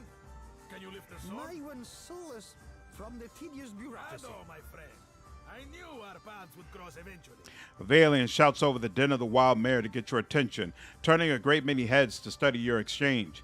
He takes a hearty swig of his tankard. Do I know you? Not yet, but I know that we will be fast friends. Tell me, you are the one who sails that fine ship, Huck? Terrorize the docks with spirits, Huck? Leaning in close, he sips from the tankard and loudly sucks moisture from his upper lip. Who's asking? I am Aboko, and I am positioned to offer... I have opportunities for... Damn, Shodi, you really live like this? He clumsily unfolds a sheaf of parchment. The taker slips in his grasp and spills ale down the front of his trousers. He gawks down at himself in horror. 1,000 times I practiced my speech. Merda, never did it go this poorly. Give him an ale. Here, you need this more than I do. Do you know what my problem is, amigo? He accepts the tankard and drinks deeply. I am supposed to be in the business of giving bounties, but I know no one who hunts them. He stamps his feet, kicking up a spray of spilled ale. No one will unfurl their sail for my humble payments. But I must start from the bottom and work my way to the top, huh? What bounties do you have available? You will take the job? You will take the job. He grips you by the shoulders and smiles, tears springing to the corners of his eyes. Agrasima. Something special for my first hunter, then. He drains a tankard and tucks it under his arm to retrieve his sheaf of notes. I will start you on Mariel, the mad animancer. She tortures her victims with unspeakable treatments before casting what's left to Berat's will. My contact saw her leaving Port Maja and heading west of Maja Island. I'll return with the head. Oh, before I go, I have some questions. Agrasima, you have but to ask. He gestures for you to speak freely. You seem down on your luck. It is true that I have stumbled in my career path. Aboko clears his throat. Butcher, why do you say the security is not strict enough? This man needed help. Now that I have such an accomplished hunter, I can stand in the long shadow of your success. He claps you on the shoulder. It's not all bad, but the momentum of meeting new clients over drinks and in such enchanting company, it drains the stamina, my friend. Farewell. You going to start a playthrough of it random? Happy to have provided you the motivation. Wild mare, friend. A jovial man at the bar grins and motions you closer. His arms are corded with thick muscle and crosshatched with scars. Now, what can I do for you? I'm looking for more. Do they provide intimate entertainment? I'm looking for more intimate entertainment. You're in luck, friend. The wild mare employs a number of courtesans skilled in satisfying a wide range of tastes and interests. Wow. He throws you an exaggerated wink and points toward the stairs behind him. That's considered worldly? Aleph is not a fan. find them upstairs. They handle their own coin too, so no need to go through me. Show me what you have for sale. If you see anything you like, you let me know. Boom. What do you have to sell? Boom, boom, boom, boom. If I remember correctly, you don't have to purchase food. You get enough food as you're going across the land that takes care of it. That's enough. Were some spots missing? I think they were, right?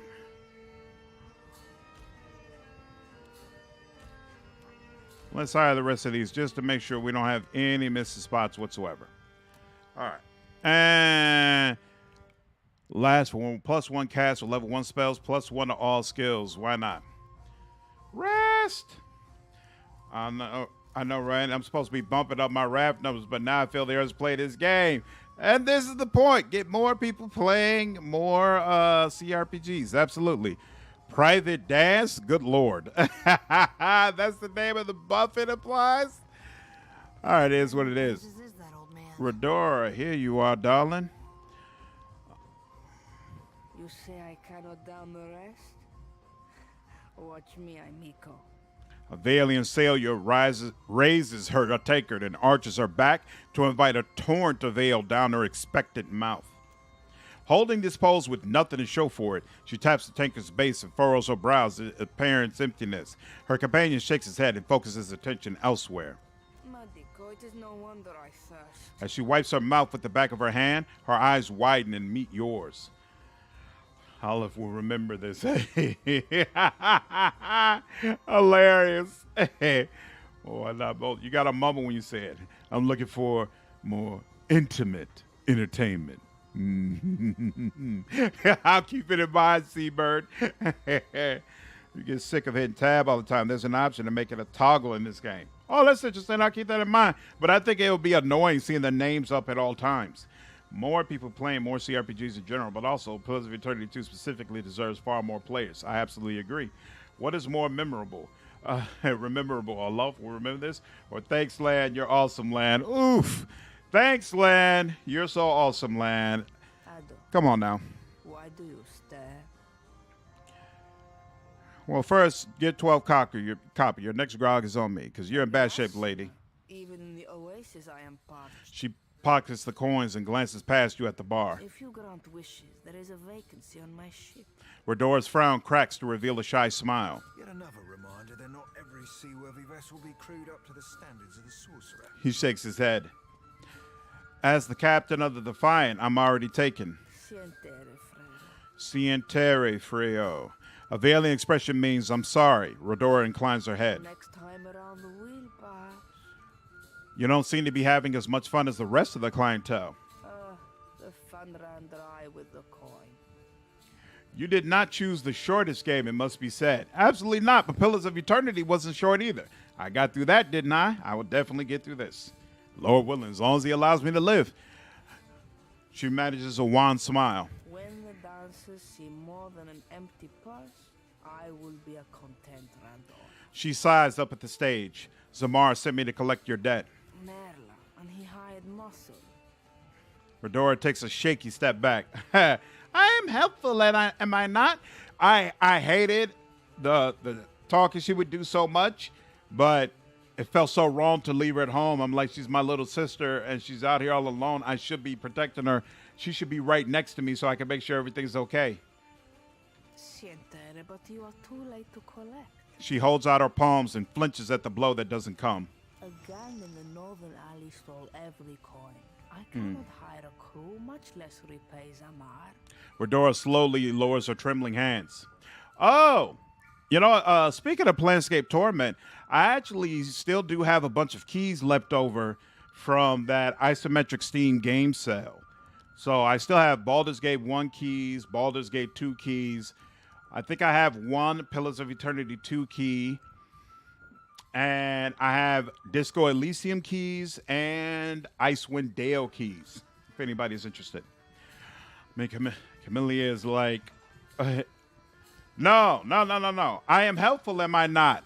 That's from Moen, right? From Baldur's Gate 2.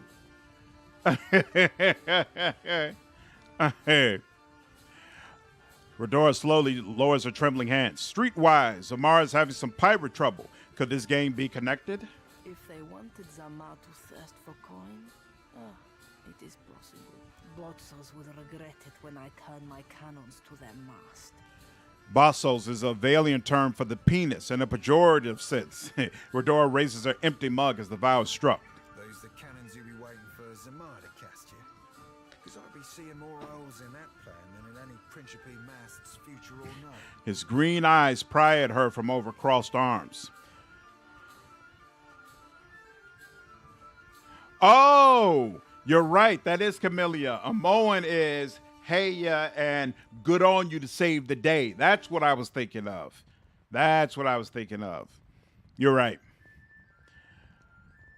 It's me, Amoan. Why don't you tell me what happened? Wizard lights drew me like a moth to the alley north of the wild mare. Her eyes turned downcast.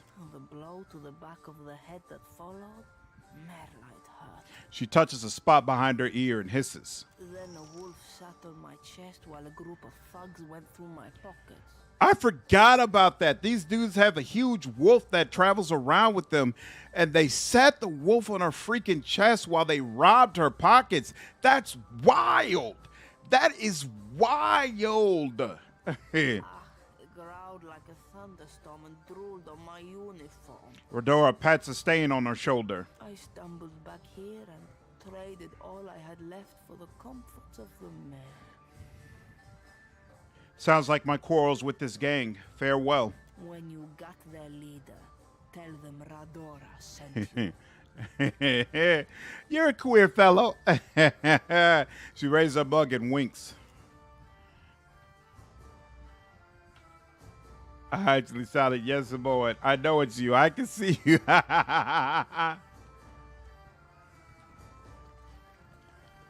Oh.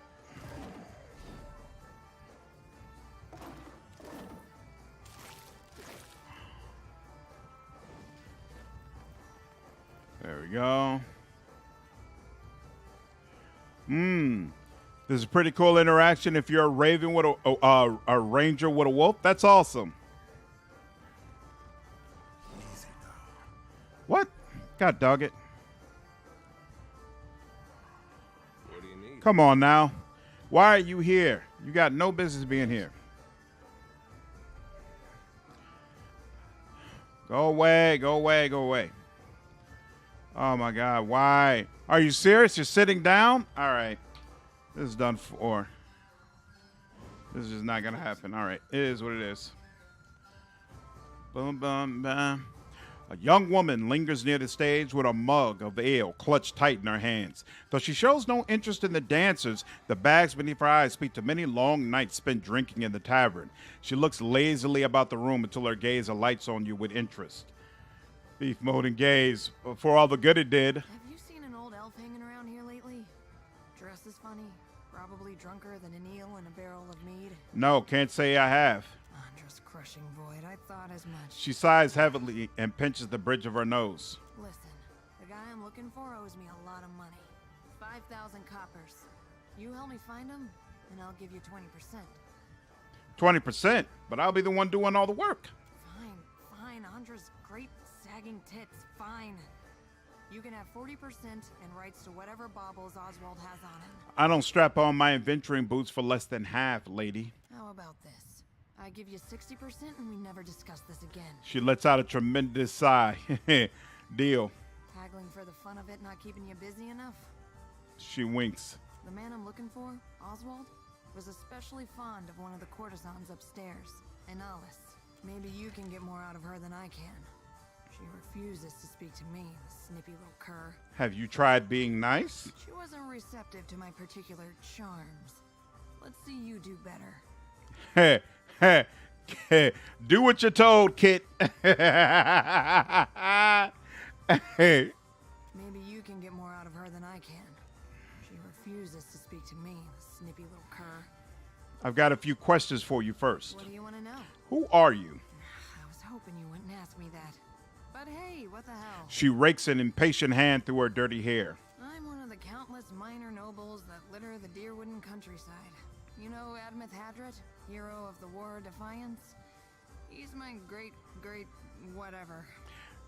A 3. She probably figured that even if she agreed to 50%, I was going to keep going up. So, what's the problem with that? When people find out, they start doing weird shit. Calling me lady, opening doors for me, buying me drinks. Really, the title is a mockery. It means nothing to me. What's your history with Oswald? She groans theatrically, like she can't bear to recount the tale. The man's a family friend. Has been for... must be 4 generations now. The perk of being an elf, eh? What does Oswald owe you money for? She stares into the depths of her mug and sighs. It's my fault, really. I should have known better than to believe that damned old drunk knew what he was doing. Man's a wizard. You understand, and a tinkerer. He convinced himself and me he could, with enough luminous adra, create a device that would add years to one's life. Must have been a crock of shit. Because one day he up and ran without a word of explanation or apology. With the bourgeois thumbs up system.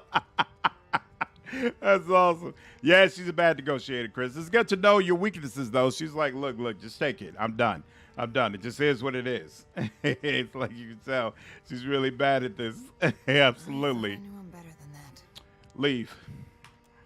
All right. Bam, bam, man. What's behind here? Stuff I can pick up. Excellent, Lika. Bam, bam. Bam, bam, bam, bam, bam,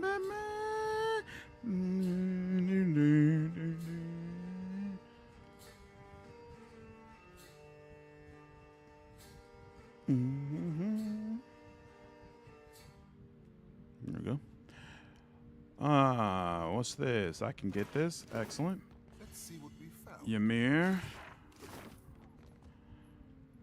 See something you like? Good Lord, why does this forger look like that? The dancer turns to greet you, a coy smile tugging at his lips. He's short for an elf, but no less graceful for his lacking height. His long face and dark eyes lend him a solemn air, but any hint of gloom is chased away by the wash of color in his cheeks. Aloth, this is the last place I expected to see you. Have your interests changed so much since our time at Bragon Hill?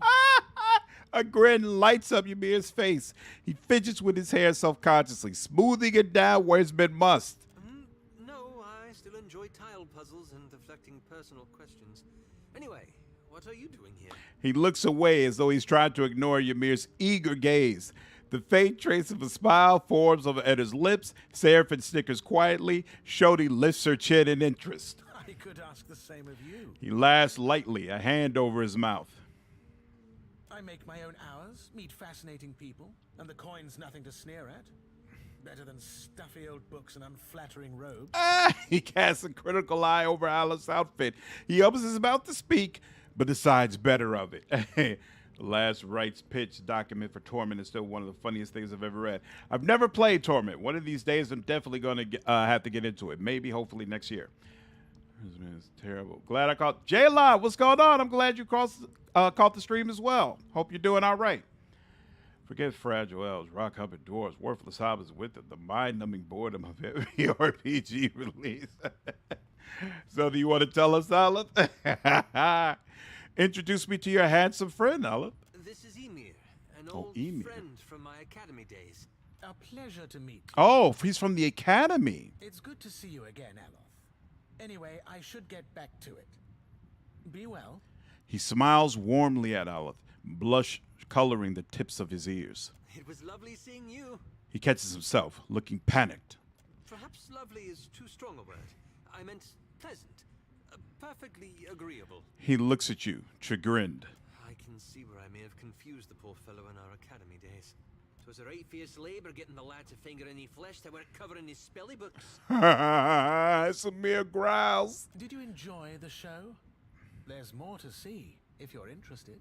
Tell me about yourself. I suppose. He looks at you with a newly critical eye. I was raised in the Adir Empire. When I was young, I studied to be an arcane knight. After an incident at my school, I left the continent and wandered until I found myself in Nikotaka. As you can see, I stayed. What kind of incident? A handful of my fellow students got up to a bit of mischief that ended with several people dead. His gaze lingers on the floor, the cushions, the tables, anywhere but your face. After a moment, he shrugs, offering no further explanation. Let me ask you about something else. Enjoy the show? Tell me about I yourself. suppose raised in How the did you Deer become a Empire. courtesan? Same as any of the courtesans here, I imagine. He brushes his hair back from his face with a sigh. His long-suffering smile says he's answered this question many times before. I showed an aptitude. I trained with a master, and when I was ready, I began accepting clients of my own. Insight. This is insight, right? Insight. There has to be more to your story than that. There is more to every story.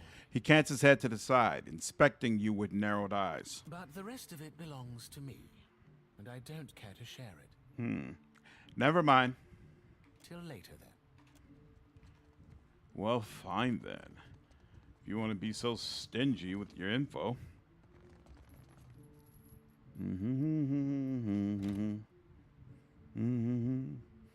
That's the pitch document for the game everyone praises for its serious and mature writing. That's awesome. Wow. So he's hearing so much of the Critical Role cast on here. See, I've never watched Critical Role regularly, so I don't pick them up just like that, and I don't relate them back to like the characters that they play on the show. It's so mere writing about. It's okay, guys, don't judge me here. That's awesome. A young woman reclines on the cushions, a hookah hose held delicately in one hand. Eyes closed, she sings to herself. Her voice is soft and inviting. She doesn't move when she hears you approach, but slowly opens her eyes with a lazy smile. Come, lay your head on my breast. I will read to you the work of my favorite poet, Skilber. Tell me about yourself. It's futile to attempt to summarize the whole of a person in simple words. How to capture their dreams, the desires of another, their feel and taste. But I appreciate your curiosity nonetheless. I am an actor. Trained from childhood. Difficult for you to believe, I'm sure. A teasing smile pulls at the corner of her lips. Her voice is wistful, almost melancholic. My troop were my family, and we traveled the whole of the Adir Empire, performing the classic literatures to cheering audiences. Yeah, I know, right? I if I had been in person, I'd be like, yeah, whatever you're selling, I'm buying. Definitely buying. It sounds a pleasant life. The work was good when the crowds were grateful, and their pockets swelled with coin. She gives you a pained smile and looks away. I found a more dependable application of my talents here. To touch the hearts of others with my voice. I could not give that up. I don't know. I'll probably do Wrath of the Righteous builds, but like I've decided to be hardcore about it, and I have to finish this ranking 199 classes, and then I have to do my tips video. And then after that, it's whatever. So I'm thinking by the time that's all done, I might be burnt out on the game anyway and step back from it. And then when I run back to it, maybe I'll do builds, maybe I won't. Like I'll have to circle back when the DLC comes out. But other than that, I don't know how much Pathfinder I want to get into. Have you come to hear some verse? Khan's looking for someone named Oswald. Sound familiar? I'm sure I don't know who you're talking about. Now, please leave. She gestures towards her door and makes a shooing motion. Diplomacy. What if he's in danger? Don't you care about his well-being?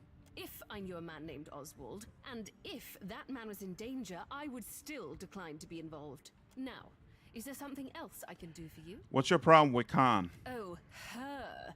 Yes, she is persistent, isn't she? She barged in and began asking me all sorts of inappropriate questions about my customers. She grew incensed when I asked her to leave. She's no longer welcome in my room. Analis wrings her hands and looks away. Her gaze settles on our armory in the corner. I do hope she's not a friend of yours. Her manners are atrocious. Kyle's looking for someone sound familiar. Sure I don't know who you're talking about. Now, please leave. Insight. It's clear you care quite a bit for him. Let me help. She chews on a knuckle, brow furrowed, deciding whether she should trust you.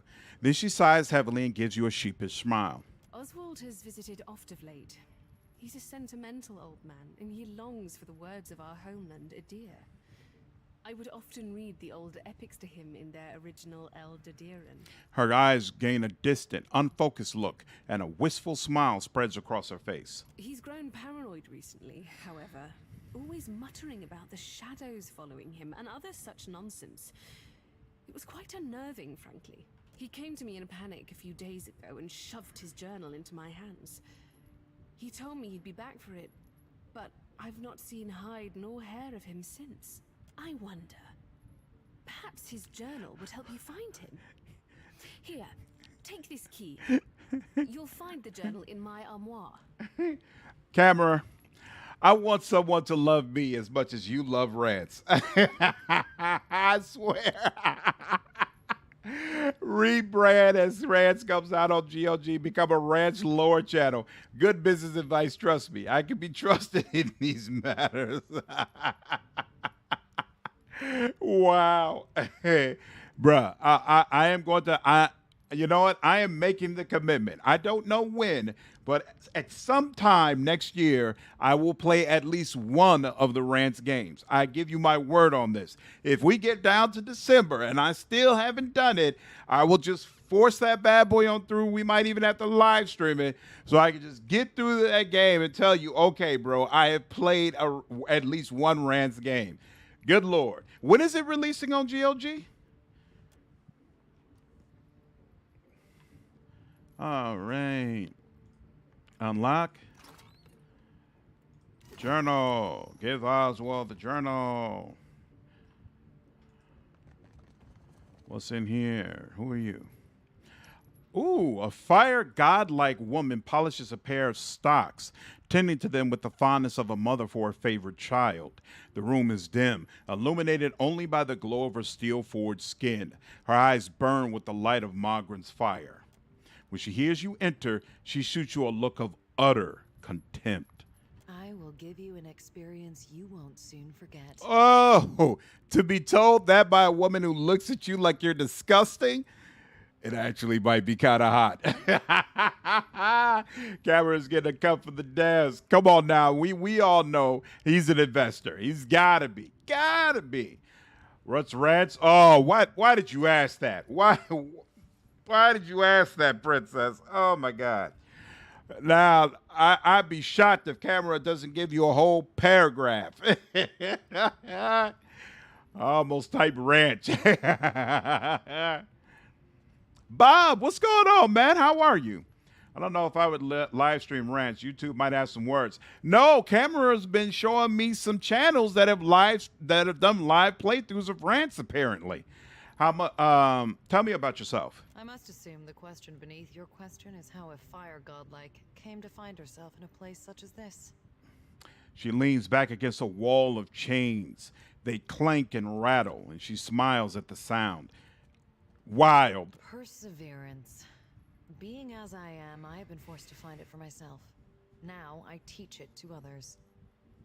To live in a world as a thinking, feeling creature, it is difficult. It demands strength. I hope you will show us a rants game directly and stream on your channel. We'll see. I doubt it. I doubt it. Next year is kind of packed, let's be honest. I don't think I'm going to have the opportunity. But we cannot always be strong. I help those who have lost their strength to find it again. Wow.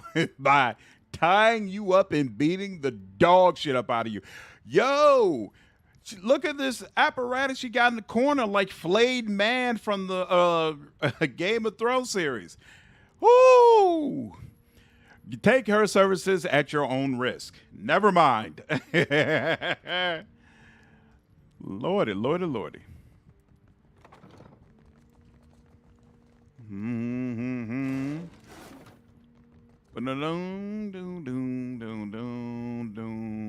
Dagon, what's going on, man? How are you? That's pretty wild. Friends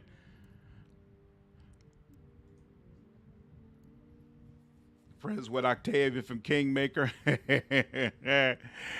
I wouldn't be surprised.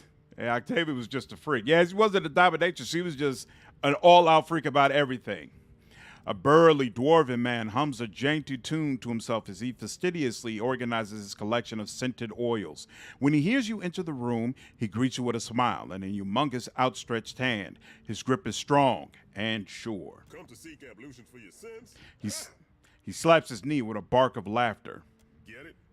Ablutions? Absolution? I crack myself up. Gets me every time. He wipes a tear from his eye, still chuckling. Massage? Bath? Whatever you need. Just ask. How'd you end up here? Oh, you don't want to hear about that. I lived a boring life, so there wouldn't be much to the telling. He crosses his thick arms over his chest. A slight blush spreads across his cheeks. Indulge me. Truth be told, my real passion is pottery. Trouble is, I got these big hands. Not meant for delicate work. He turns his hands palm up for you to inspect. Just one is easily large enough to cover your entire face. Worked out in the end, of course. Now I specialize in relieving tension in the malware and death godlike.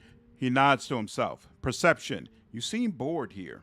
I guess I can't hide my feelings as well as I thought I could.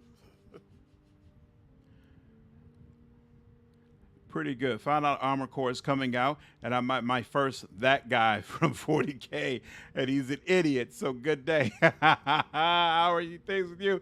I got no complaints, man. The funeral went extremely smooth. It took all day, of course, but things moved along. So I got no complaints at all. Never played any other Armored Core games, but it seems like some people really liked the previous one. So I'm happy for you all and hope this lives up to what you're hoping it'll be. He gives you a nervous chuckle and scratches at his beard. The stability's good and all, but I haven't seen anything that gets my blood pumping in ages. You know what I mean? What's life without a little excitement? Doing the same old thing day in, day out.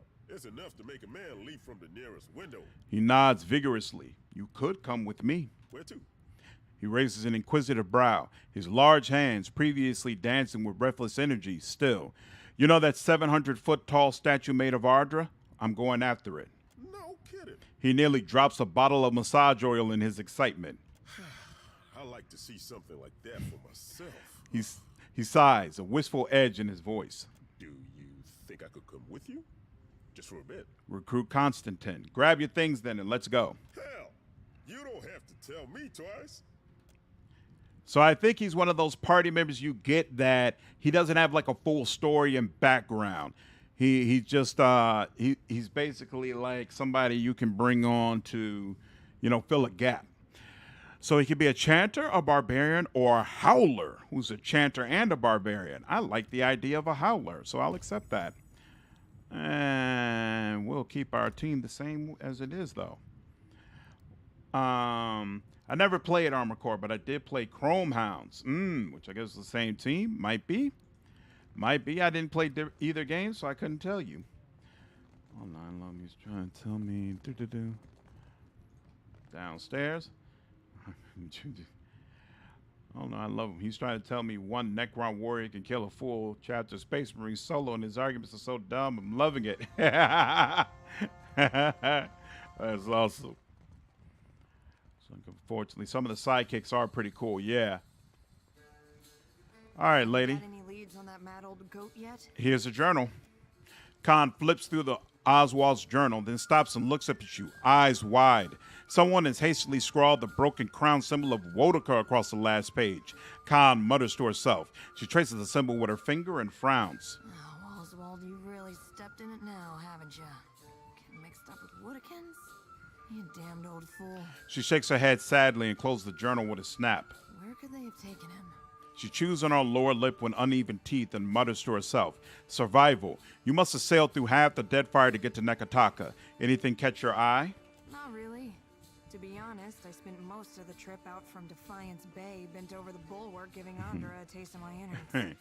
I hate boats. Say nothing. Damn, if only I could find that captain who gave us passage to the Deadfire. Bet he'd know. Wait a tick. She blinks, remembering. When our ship neared Nekataka, the bosun told me about a weird temple on an island in the Karatapu Channel, southwest of the city. She wouldn't tell me what it was for, though. Got real spooked when I asked. Shrug. Seems as good a place to start as any. Go take a look then, and let me know what you find. She marks the location on your map with a flourish. With any luck, you'll catch the old goat there in one piece, and we'll both leave here with some weight in our purse. In dialogue. All right. I have, for the 40K hobby, attracts both the best and the worst people. Is that creativity and insanity really are two sides of the same coin? Now, what can I do? Show me See what you anything? have for sale. Ooh, his room is available. 30% chance to reflect against spells. I don't think we need all that right now. We could take just a regular old rest for now. Thank you very much.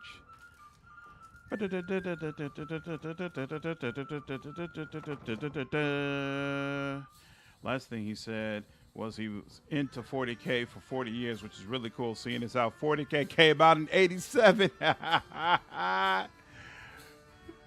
He's just rounding up, all right? He's just rounding up. Here we go, here we go, here we go, here we go, here we go. Ooh, who are you? I'm waiting for Hideo Kojima to make a Zones of the Enders 3 instead of making a Death Stranding 2. I don't even know what Zones of the Enders is. What is that? Tavern music for the win, by the way. Yeah, the Pillars of Eternity music in both this game and the last game, fantastic. The young Wanda wears a disconcerted frown. He meets your approach with the flicker of a welcoming smile, but it dials down quickly. The fish leap into your boat, brother. What say? Do you have business with the Valiant Trading Company? What seems to be the problem? My people are the Duape. We signed a contract with the company. Towinu looks towards the headquarters with a despondent frown. We were not understanding the terms at the time. I wish to, renegotiate. But the clerks turned me away. Tell me more about this contract. My father, the Runga, took payment from the company. In exchange, they dig for Audra. He speaks with more confidence, as if those words were rehearsed several times over. He did not understand the Valian way. When he dies, the Outlanders will claim our island for themselves. Father has fallen ill, and the clerk, Luca, stands by the agreement as surely as if it was stamped in his skin. Insight. I'm guessing the company didn't like someone challenging their unfair deal. Akira. When the Valian clerk learned I was from the Duape, he became very anxious. I made my appeals to Luca, but my words were as stones dropped down the deepest well. While I am barred from the company office, I can do nothing for my people. Towino worries one of the many tassels adorning his garb. Why did they kick you out from their office? I showed Luca a new contract, yes? Fairer, more agreeable terms. An excellent game with big robots hitting each other. It sounds good to me. Luca called me a criminal and summoned his guards. Towinu lets his arms hang down by his sides. What did you mean by a new contract? A man in the gullet offered to assist me. He carried papers, ink, and wax. He helped to write a new contract in the Valian way and to fix the correct seals. Luca, I say he did not like this. He took my contract and forced me into the streets. Towinu gestures to the spot on which he stands. Truth. I'm pretty sure you were given a forgery. I do not know this word. I would fix, but Luca will not give me the chance. Negotiating with outsiders has not gone my way. Towinu scratches the back of his head, frowning. Mind if I take a look at the new contract? Luca has it secured in a chest. Tangaloa's jaws such trouble for parchment, I say. I'll meet with this Luca. Maybe we can arrive at more agreeable terms. Akira, my thanks. I will remain here by day until justice is done. The worst of his concerns are quickly overshadowed by a broad smile. The company has problems with us, I say. We are in sad times. It's all right, bro. I got you. Don't worry. Doom, doom, doom, doom, doom, doom, doom, doom, doom, doom.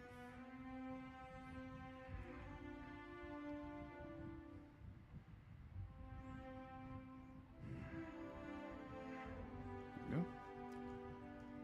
Quick save. I can get that. It's still going on, is it? When will those arrogant louts decide that enough is enough? Take a look. Yes, of course. Ooh, shield. Oh, but it's a buckler. +1 enemies engaged, +4 shield deflection. All right, I'll give that to Palagina when we finally find her. Whoops, come on. All of y'all, let's go. No, we won't go up yet. Yeah, I guess we will go up here first. Every leaf of parchment is coated in dense jargon. Got that. I'll have this. I've done it. Mm-hmm. I have done it. Forged contract. Wait, that's the contract we were looking for, right? Doesn't look quite as crisp as the original document. Let's see what we found. Ooh. Lord's foot. Hey. Hey, I didn't pick that up before. I didn't notice it before. I didn't notice it until I went into sneaking. That's not good. Oh, well.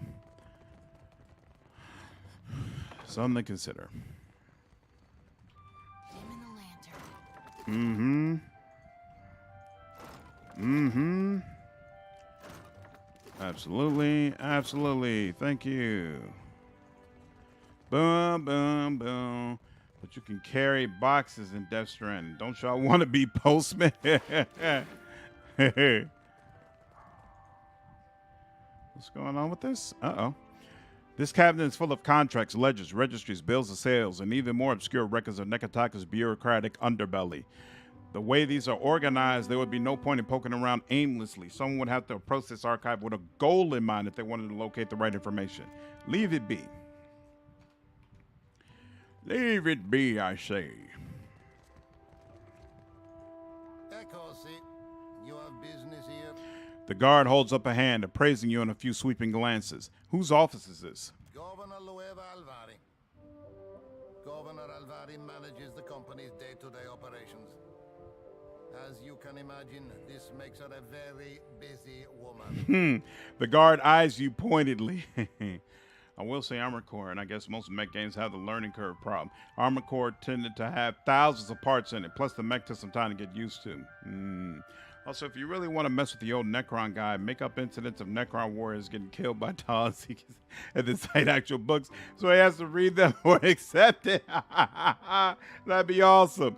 I've just come from Port Mahaj. Governor Clario suggested I might find work here. You are in luck. The governor is between meetings. Go on in. Hey, he sounds kind of annoyed to have to deal with me. He really wanted to turn me away. Sorry, bruh. I know just the thing. Steal. Pick up. All right.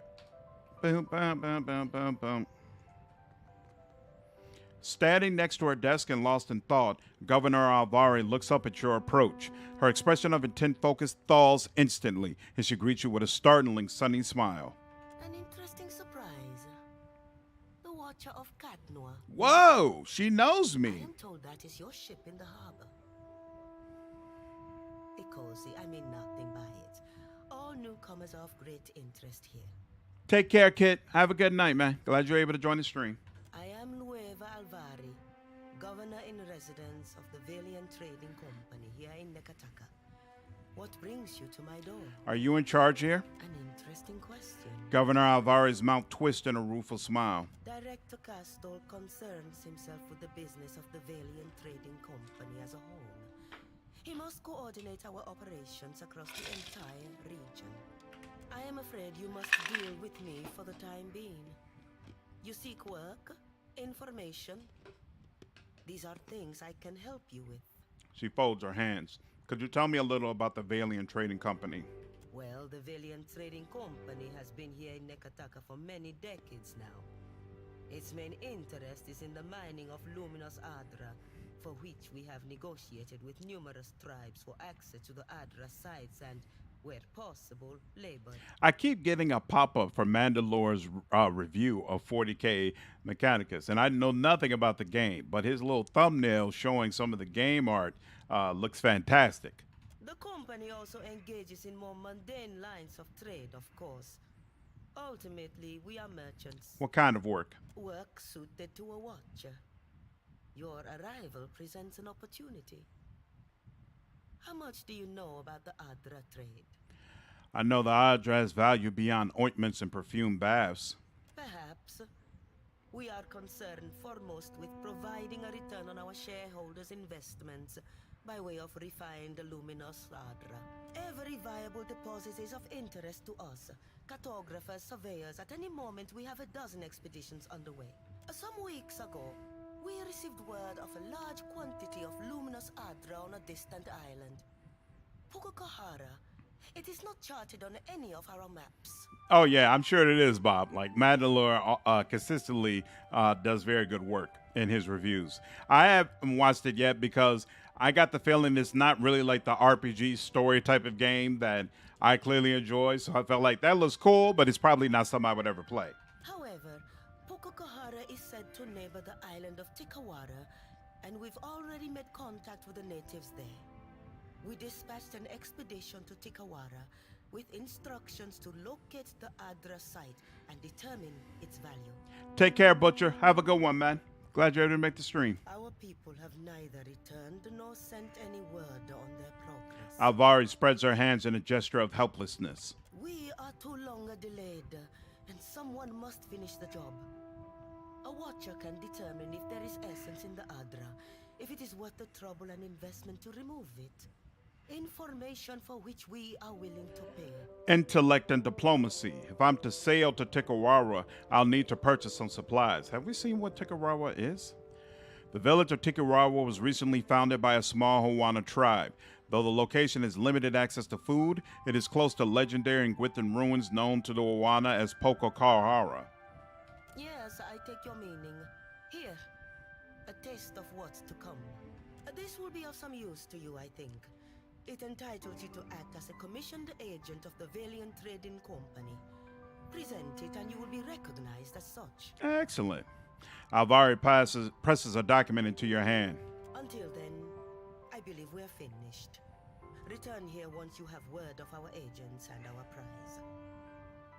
Oh, and take care upon the open sea. There are greater hazards in these waters than a few pirates. Camera, take care, man. Have a good night. It has an interesting story, but I feel if you're not a deep 40K fan, most of it will be lost on you. Interesting. So maybe I should play some more Rogue Trader before I get into it. I feel like I'm learning a lot more about 40K lore now. There's going to be a lot of lore in my companions video when it comes out. I'm sure I'll have more of the crazy folk correcting me saying, no, this isn't quite right. This is the way it really works. I'm looking forward to all of it. I'm looking forward to all of it. Am I ready for that yet? Bounty, terms of trade. Reach Kahanga. But what's the one I just got though? The Storms of Pocahontas. Pocahontas. Okay, yeah, this one. Oh, so that's not considered the main quest. Oh, okay, interesting.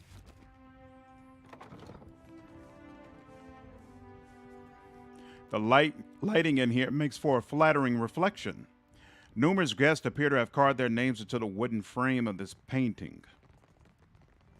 Yeah, I expect Road Trader is going to be a lot of people's entry point. I certainly hope so. I plan to cover this game extensively, so I hope there's going to be a lot of people who are jumping into 40K that might not have jumped into 40K before. Remember, the Emperor is a cool guy. Never did anything wrong. Admectus best. What is it? Adeptus Mechanicus? Something like that? You're a fan, I take it? Queensburg. Oh, crap. I forgot. There's an upstairs to the inn that I never went up to. I got to go back. Yeesh. I remember I first learned that all the servitor skulls everywhere had a human brain in them that was still alive mostly. I love toast too much. There aren't a lot of definitive answers to 40K lore quests. This is all up for interpretation and full of unreliable narrators.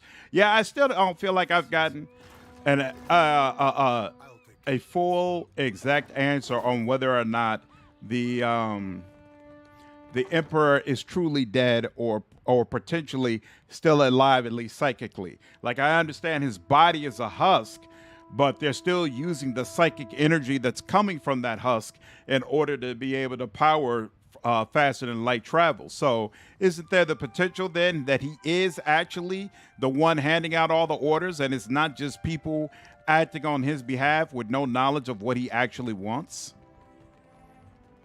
That's the way it was seen to me, but could be wrong. I'll have this open in no Ba-ba-ba-ba. light's foot and an heavy bullet out of cap. I shall.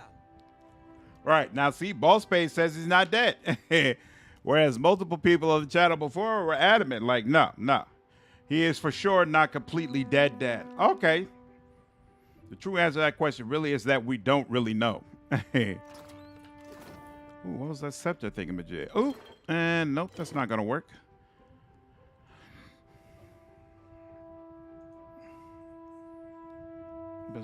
It's so expensive. There's something for everyone, but it means it's really hard to get a grasp on it without reading a lot of books.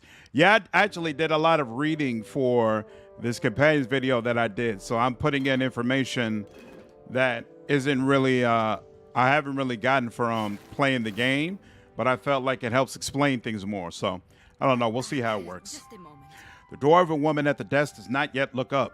She taps at her chin with the quill in her hand, a look of furious concentration on her face.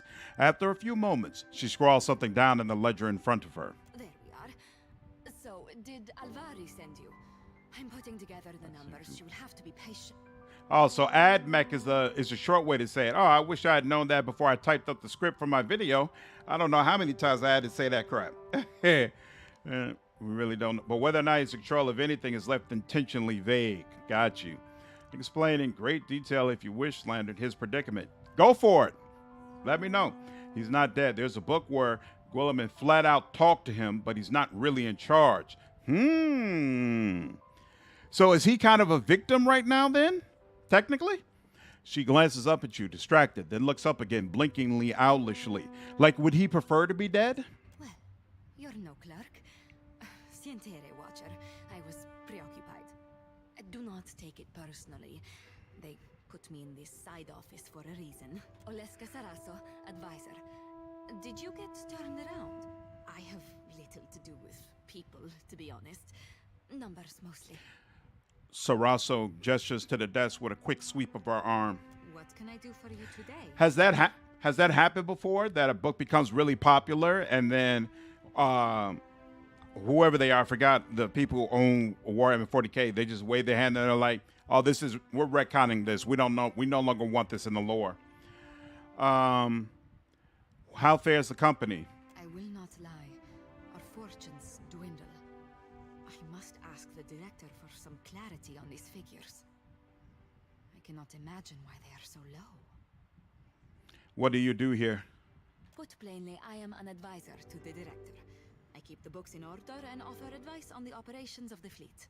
Profits, losses, all here. Rather than pointing at a ledger, she raises a hand to tap the side of her head.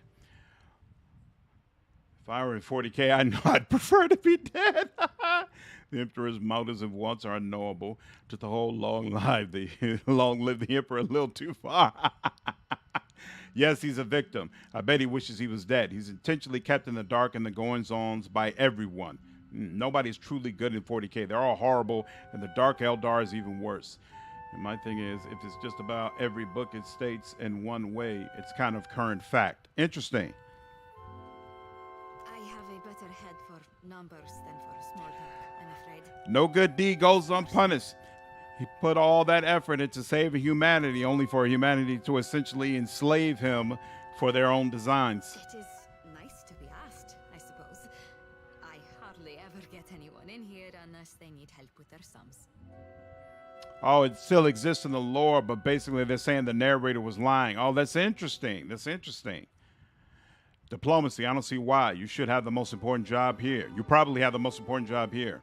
That is true, but hardly anyone says so. Saraso smiles, an earnest, amused smile that brightens her eyes and puts color in her cheeks. I have been lucky to reach this position. I enjoy the work, and it is clear that I am needed.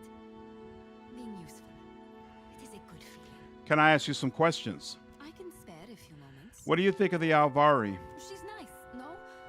A little intense, maybe. She gets results.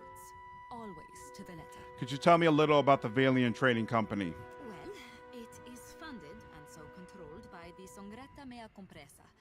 I can tell you that much. A council of 11 investors. Sangreta Mea Compressa, the Congress of the company, a body of 11 high-stakes investors who collectively operate the Valiant Trading Company. Dukes, nobles, not all from the Republic's mind, but all very important people. The Golden Duke is the only gold coin minted in the Deerwood. They bear the face of historical dukes of the Deerwood, though most of them show the face of the first Duke, Admeth Hadrid, who runs the company. While the Sangreta is away, Cantaniro is the company's highest authority on the island, but he mainly concerns himself with diplomatic affairs. For the usual business, you want the director. 80% of Warhammer lore is from the Imperial perspective. Some argue he is only alive because the orcs think he's alive, since the orcs can basically manifest things if they believe it hard enough. Ooh, wow. Imagination. It had become everything he didn't want it to be. Interesting. Interesting. Wow. Truly no good guys. I kind of like it, to be honest with you. I kind of like it. That's all I wondered about. Aliska Dodds, already darting between glances towards her papers. Farewell. I am looking forward to finally being able to dive into that world a little bit more. Whoa. What are you doing here? Business took longer than expected. I'll be leaving now. Then permit me to escort you safely outside. The Night's Watch, they deal roughly with intruders. It's already evening time? The day-night cycle is that quick? Damn. That's kind of wild. I might have to go back to the inn and rest again.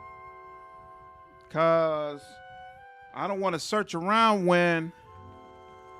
Yeah, it's already considered nighttime. That's interesting. All right, whatever. Although his more fervent believers would say he would have obviously foreseen that. Flock, what's going on, man? How are you, brother? Daily 10,000 psychers are sacrificed to the God Emperor to keep him alive and juiced up. Yeah, I read about that. That's insane. Oh, wait, I did go upstairs, but I didn't see a door leading to the outside. But I saw a ceiling when I was walking around. So, come on now. There's actually a dedicated horde of orcs that believe the Emperor is the greatest orc to ever live, and they just show up on Imperial worlds and help humans fight off invasions. Well, isn't that convenient? So are orcs considered to be Xenos then? Still, though? Time flies in this game. Dressed in Imperial uniforms, they are called the Emperor's Greenest. Yeah, but even the Imperial perspective, you can suss things out. Like you look at the Reign of Blood, how the custodians view stuff. And the current stuff with Bobby G, you can make assumptions. It's very funny. Humans actually let them help and leave peacefully. That's awesome. District Home? What's this? Humans getting swarmed by a horde of orcs and they run out of ammo. One guardsman stands up, points his rifle at the charging orc, and yells, "Bang!" Orc falls over dead because he believed he got shot. Wow. That's crazy. Yeah, orcs are Xenos. Okay. Yes, they are Xenos. Interesting. But still willing to help. I know just the thing. Woo!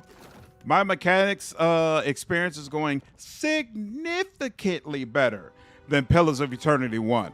Man, I hate the way the mechanic skill was used in the first game. So annoying. So annoying. Anything not human is considered a Xeno. Every account of a meeting with the Emperor is different, tainted by the views and expectations of those who meet him. Oh, I forgot to freaking rest. Let's do that. So then time must move forward while you're having conversations. In fact, I would argue almost that time probably moves forward faster while you're having conversations, because, man, we just went into that building real quick and came right back out. That was kind of wild. You see anything? We don't need a buff of any kind. Give me the free book. Give me the free room. Boom, boom, boom, boom, boom. One is my favorite. Besides, book-wise, how they're written don't really support that. It's propaganda. Excuses don't really hold water for me. It's really GW. Game Wars wanted to make a space drama, and they didn't want canon like that. You could pass time without resting at the end. Oh, well. I already have one guest in my head. I don't need another. Sorry, lad. Thought that chip on your shoulder were for all to see. Do you ever have a thought and just decide to keep it to yourself? More than you know, my dear inmate. More than you know.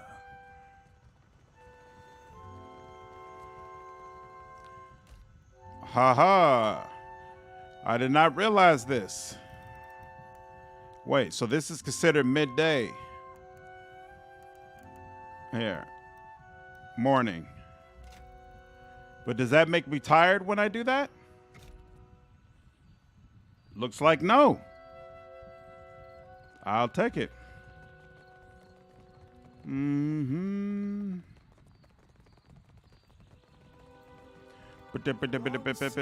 for us all. Okay. For those who embrace him. So we went over that way. Rolls of fabric and garment of various materials are arranged here, from fine silks to spools of thick yarn. Did we talk to you? Yes, we did. Okay.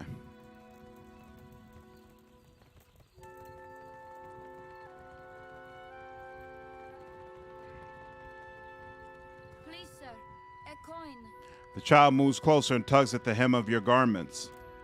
A small movement draws your eye. You notice the urchin's hand slipping into your coin purse. Grab her by the arm. The child's eyes widen in panic, spurring a brief and fruitless struggle to escape. Let me go. I'll give it back. Please. I don't want to see you trying this again. The urchin gives a panicked nod and scurries away. Trying to steal from me. Want to join the performance, do you? The young girl narrows her eyes and reaches for a dagger tucked into her back pocket. Ooh. Her cheeks are sallow, and she licks the edges of her dried lips. Even if she had eaten this week, you doubt she'd be in fighting shape. Whoa there. No need for that. Perfetto. Smarter than you look. Her hands drop to her sides. Can't be too careful. Queen's birth has an edge to her. What's a kid like you doing on the streets of Nekataka? Nacionale. I've never had a roof over my head longer than an evening.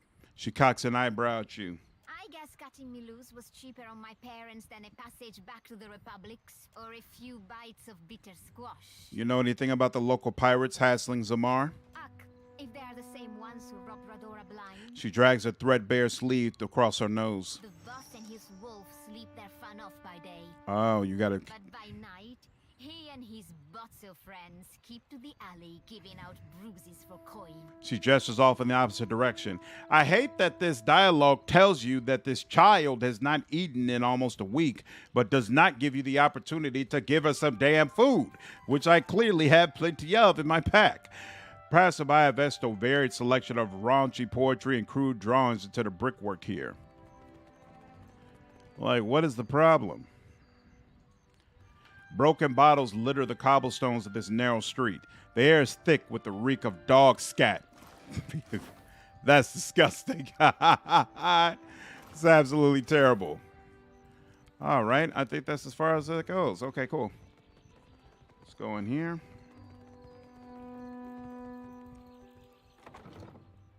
Boom.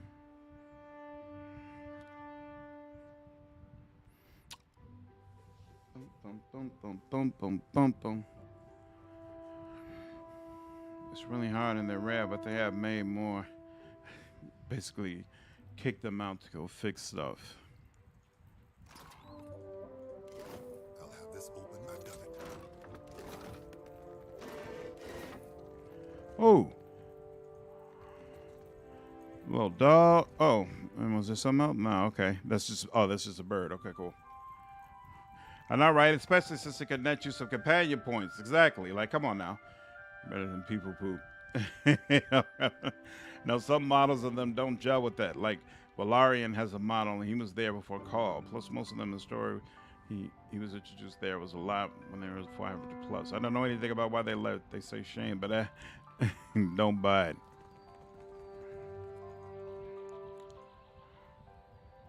What am I like? Oh, I've already been there. Okay, cool. And then this is where I walk to. You know what? Since we're already here. So let's just wait until evening time. And then we can always wait again for morning.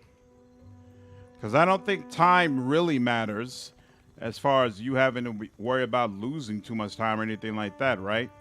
As far as I remember. All right.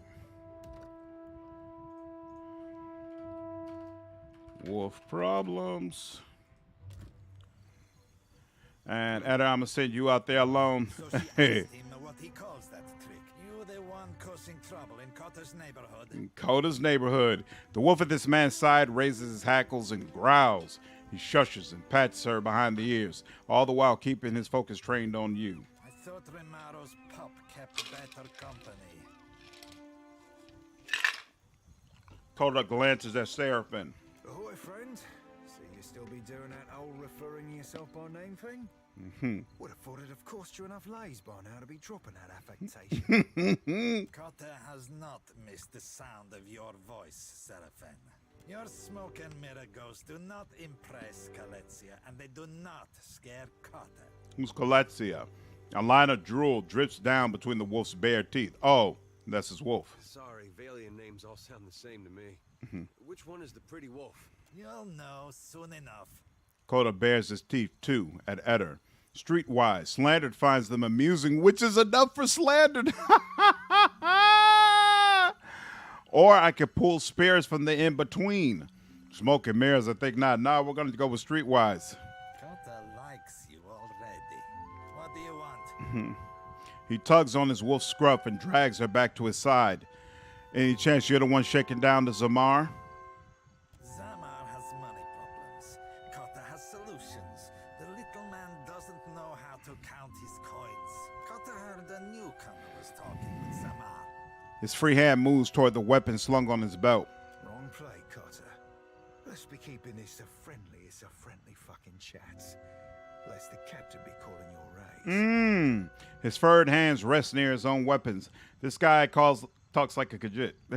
Third person. Yes, he does.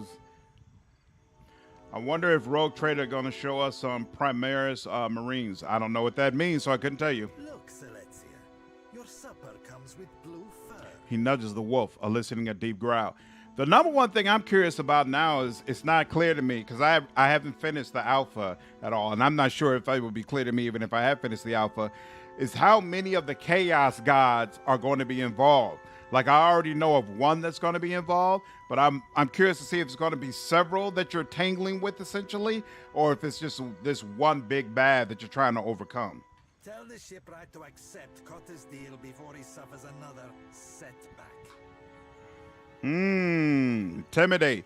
Tell me my business again, and I'll sue your wolf into a pair of boots, Amico. Not Selexia. His hand crap. Eder tugs at his beard, a sour look on his face. Animal cruelty. God dog it. Oh, well. His hand goes to the scruff of his companion's neck. A chuckle rises from his mates, which they fight to suppress. There's better ways to scare him than threatening innocence. Innocence. That big-ass wolf that literally sat on a woman while they robbed her? No, sir. Kosi, and whose side are you on? Your Casita or the wolf? Coda aims a bewildered look at Eder. No one threatens Cotter, you overstuffed boil. Selexia lets out a low growl. Do any of you honestly think you can take me? Might. Coda flinches and turns to his crew. He studies each of their faces in turn. This one's not worth it. Coda whistles through his teeth. His crew abruptly lower their weapons and stand down. No, I don't like it. Did I get any money? They just left? Oh, hell no. That don't work for me. No. Y'all gotta die. Y'all gotta die, and I gotta loot your bodies. I just wanted a couple of them to leave, but I still want to kill Coda. And I'm going to skin his wolf, too, despite what Eder said. Lately, GW has been focusing a lot on Nurgle as a sole villain, so it's hard to say. Interesting. Maybe they'll focus on each guy in turn. It's impossible to tell with GW.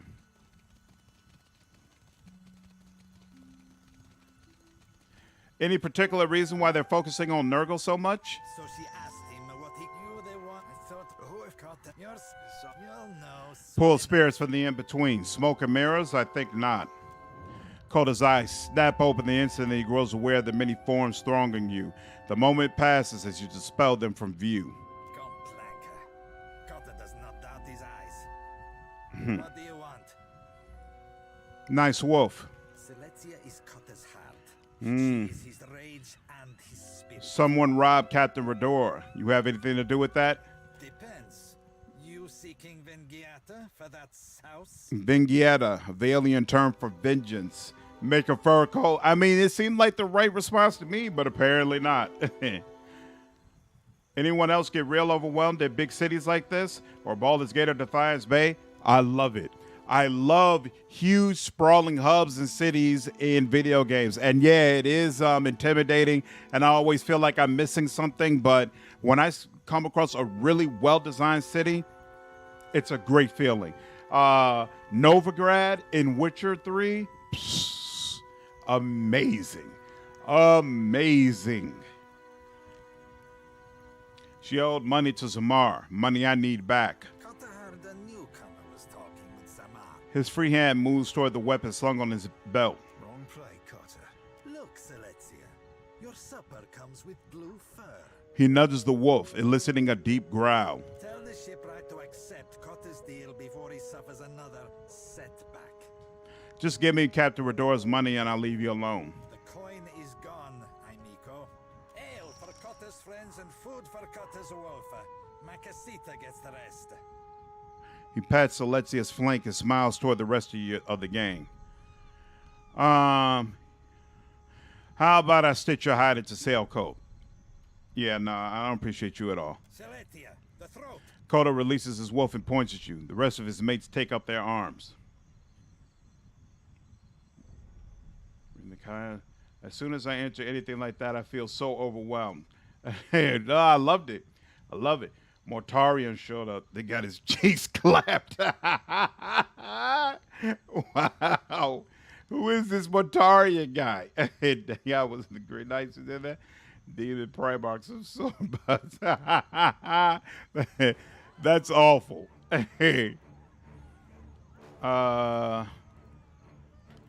Sure. No, the gunpowder. I cannot whack him any harder. Mm-hmm. Hit me again and I'll hit you back. Never you mind. Let him take me down. Are you serious?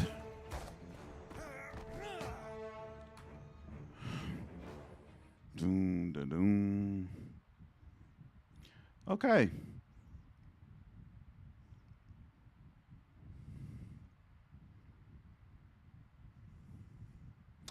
Did not realize my cipher power would cause that. Good to know. Let's try this again. Boom, boom. Hey. So she asked if you the one who Uh. have caught yours. So you'll know soon enough. Cotta, what do you want? Select Zama. Cotta, wrong. Look, tell the shipwright to accept. Cotta Attack. Silesia. So, last time, I hit that barrel. Right here.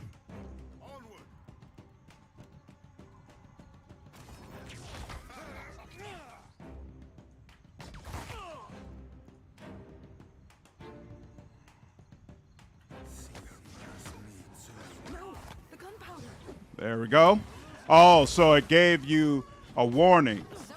And for some reason it killed me, but it's fine. Oh, Dargle is considered to be beyond me. Oh, that's good to know. Crap. How about we get you on the ground? Bet. And you. Both of you. And you. Yeah, you do that definitely. There we go. That's an excellent choice. And then let's do some of that. And you, what are you doing? Are you using your powers at all? Here, go frenzy. Do something. Be useful. Be useful, dude. Oh my god. Oh well. Alright, Doggall's almost dead. That's fine.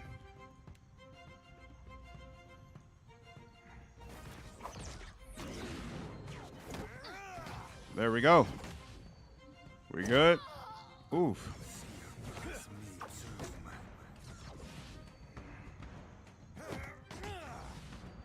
No. And there we go. Could have been less ugly, but whatever.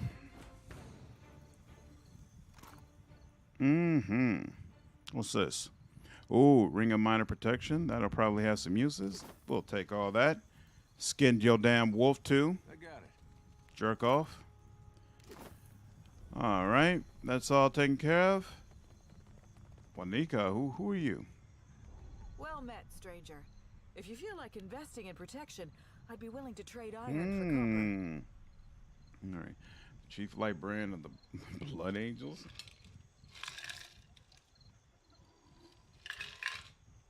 Pillars always seem to have a very unaddressed casual attitude toward all the undead running around. The Arbor presents you with a friendly smile. Your selection is fine, but I'm looking for even better equipment. I assure you that everything I sell is well crafted. But I will admit I'm not quite the weaponsmith that Marihi is. Nor do I possess Uto's expertise with firearms. Marihi, you can find in Pariki's Overlook, the district to the north. Uto has a shop in the Brass Citadel, in the eastern part of Neketaka. Like they blame him on animancers, but most of them don't seem to be caused by animancers. Hey, that's absolutely true. Lots to see. Hey, take your time. The blame it animancers is a cop-out. She nods. Ooh, Heaven's Cacophony. What's this? +2 intellect, +1 religion.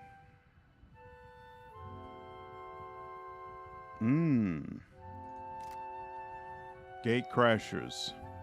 +1 might, 15 chance to perform knockdown attack against target with critical hits in melee.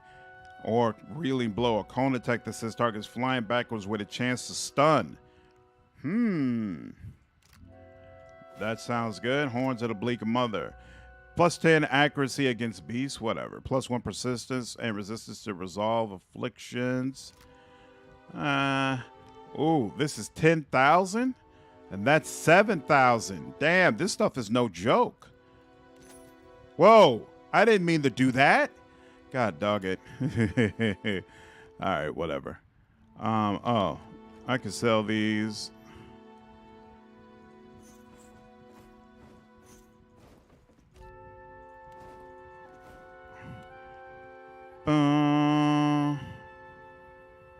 +15 max health. I don't need that. 3 accuracy, maybe I have to check that. Gauntlets of reliability, probably not. Let's send the Magnificent Escape Kit. Cape. I wonder if some of this is trash and I should be getting rid of it, but I think Pillars of Eternity has a thing where you can accidentally sell quest items, so I have to be careful about what I sell. We'll come back for Heaven's Cacophony. I'm not sure if I'm ready to put down 10K yet. Guess she only comes out at night? That's interesting to note. All right. Done with that. And let's go ahead and get it back up to morning. You go buy a bolt or this helmet. Guy even had the "oh Lord, I picked the wrong person" moment. Yep. It was the funniest thing in 40K in a while for me was the sorcerer stepping up to Mephiston. It took a whole mount to repeatedly get the nerd to spank you with it. What is this? Oh, wow. It's a big sprawling place. Hat the Barnum gods on the take. Making money hand over fist over there. We're full up, I'm afraid. Okay. If you're looking for lodging, you'll have to hope there's room at the tavern. This family scribe offers you a pleasant smile, but seems preoccupied by other matters. You rent rooms? We do indeed. Forgive me if I mistook you for a tenant. There are quarters set aside upstairs. Passers-by with a bit of extra coin will find a welcome cot and a meal. This is a temporary measure, of course. She clears her throat and glances away. Why rent rooms at all, much less for short-term stays? It's not my place to share the dealings of the Valera family, but this is all rather public. She frowns and glances around the house self-consciously. Damn straight 10K is a lot right now. Like, come on, man. You trying to clear out my whole pockets. Suffice it to say that a family in want of coin might find alternate means of securing their finances. In the case of this estate, that means renting the occasional room. No shame in making a practical sacrifice. But I've said enough.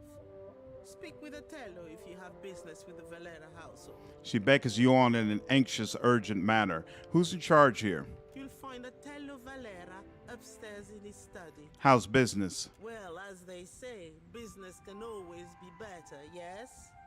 I'm sure I needn't bore you with the details. The scribe bites her lower lip and diverts her gaze. Farewell. I'll take care of this.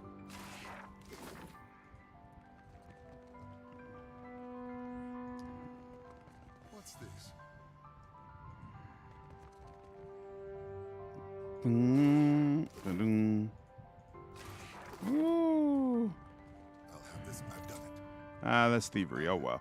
The ticking of the clock fills the dining room in quieter moments.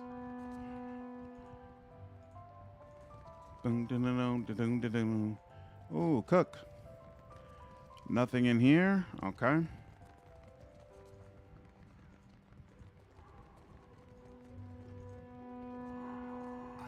It's done. Yeah, that security officer or whatever is going on there, he's not gonna let me through. What is this door for? There's stairs leading upstairs, but what's this door? What's that about? Dum dum dum dum dum dum dum dum dum dum dum dum dum dum dum dum. Oh. Okay, just another side of just they just got like a side door thingy. Okay, whatever. If you say so.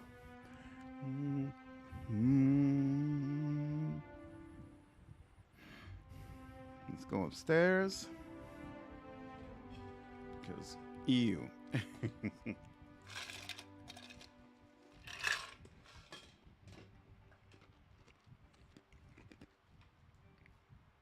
Okay. Though they vary wildly in style, you note a methodical bent to most of the paintings. And hey, I can loot you, and I'll take all that. Is that a security guard? But he'll let me in here.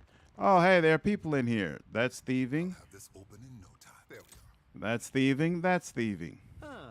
A new face in the Valera holds. I don't remember so many Valians being black. And I know that's probably just my own memory. It has nothing to do with the actual way it was in the game launch. But damn, it seems like every other portrait of a Valiant is a black person, which is something that, hey, I'll take it. I certainly agree with it. I'm almost feeling like I should be side with them. Damn. Tello Valera's face is lined and wary, but his coat is tidily buttoned, with his posture faultless. Slandered, at your service. Courtly manners are welcome here. He inclines his head. My time is not inexhaustible, but I am willing to spare it. He opens his palms and invites you to continue. What can I do for you? What does your family do for the Valiant Trading Company? Valera ships escort goods and merchants from island to island across Deadfire. Huh, they were. A good amount of them were. The Valiant Republics are like tropical mini Darks, and yeah, they were. Man, Definitely did not catch that the first time I played this, but I actually appreciate this. To me is representation done properly. Like I hate when like I've been looking at some of the gameplay stuff for Forspoken, and they made a huge deal of it being the first black woman to lead a AAA game, which is a big deal, which I can't ever remember that happening before, and I appreciate that. But even when I look at it, I'm like, yeah, but she's like the only black person there. Like you put this one black chick and then surrounded her with a whole bunch of stuff that doesn't have any representation. So to me, it doesn't feel quite complete. Maybe I'll feel differently once I play the game, because even though this game is completely not in my wheelhouse and not what I would usually enjoy, I'm still going to play it because I just feel like I have a responsibility to, purchase the thing and find out whether or not it's any good. It feels like a moment in video game history, but I don't know. I got to be honest with you. I don't have high hopes right now, so we'll see whether or not it's actually anything good. The Principe dogs show us their stern whenever they spot Valera colors on the horizon. Right. There weren't a huge amount of them Pillars 1. Okay, so maybe that's why I never connected the two, because I didn't feel like when I was talking with the aliens in Pillars 1 that an abundance of them were black. The alien are like people from the Caribbean. They did regional races right in this. Yeah, I'm noticing that. Giving everybody their own culture, and their own features. Hey, I'm with it. Leave it to a swabby from the Republics to think a pirate showing them their rear be a compliment. The Orland chuckles at his own joke. Farewell.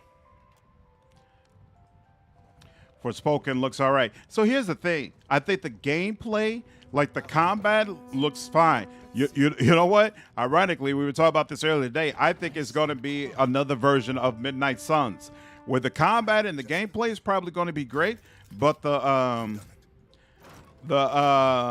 dialogue is going to leave a whole lot to be desired, to the point that it's not going to be enjoyable. That's my fear.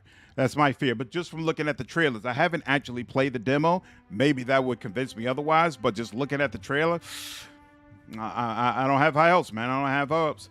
Pallegina was the main one and a few others. Right. So Pallegina was a mainstay in my party in the first one, but I didn't remember this kind of representation in the second one. It's definitely appreciated. This vanity seems seldom used, apart from the wash basin. A fine layer of dust has settled on the surrounding tins and jars. What is this? Oh, it's my punishment for going down. Negative 15% health. Excellent. Isn't that just lovely? There we go. Robbed y'all blind. Real quiet now.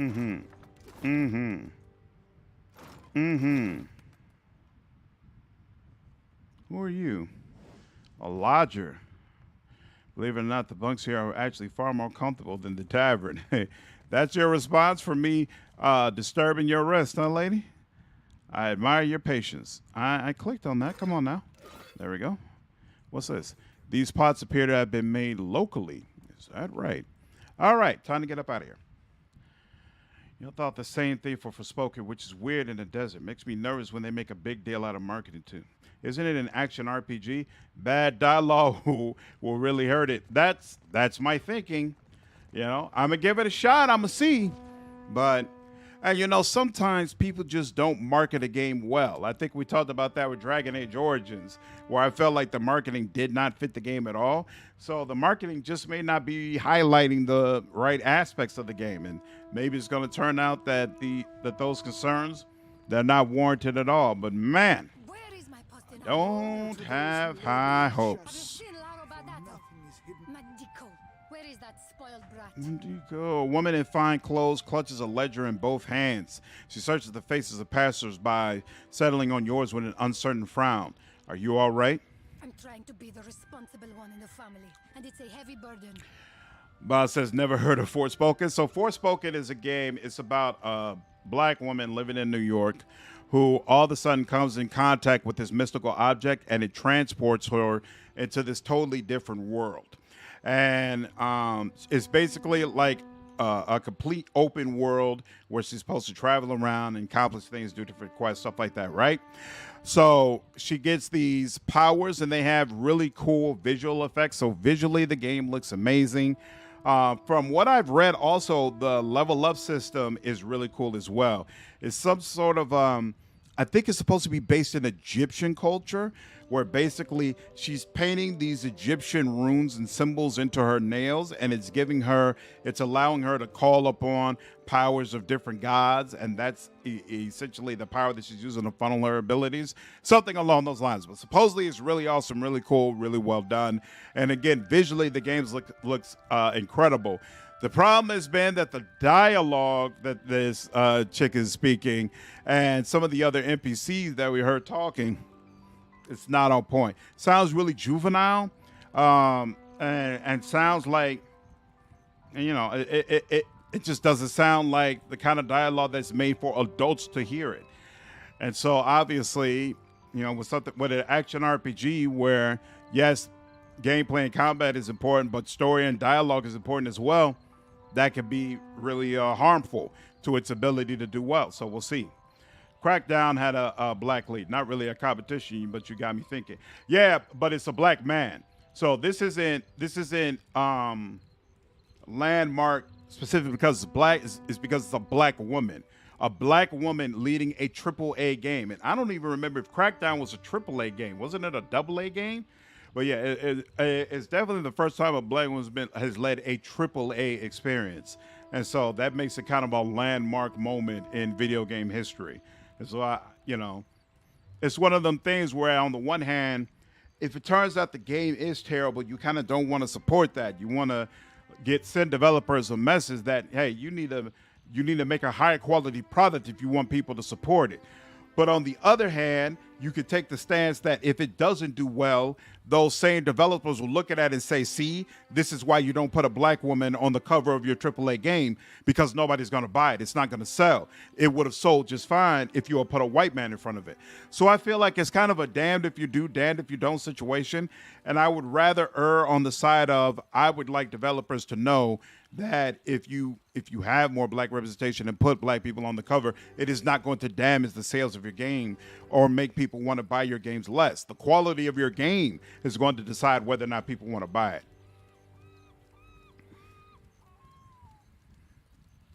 I don't think Crackdown had character selection. I think you had to be a black man. Laro is past due for a company meeting.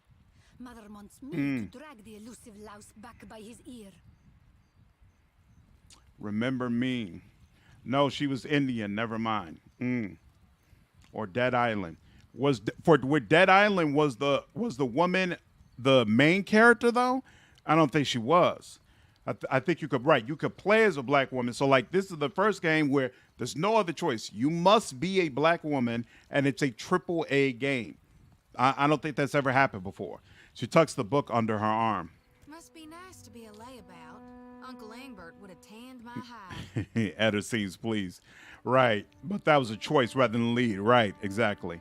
I just like good games. Skin color of characters means nothing. I am angry and jealous in equal measure.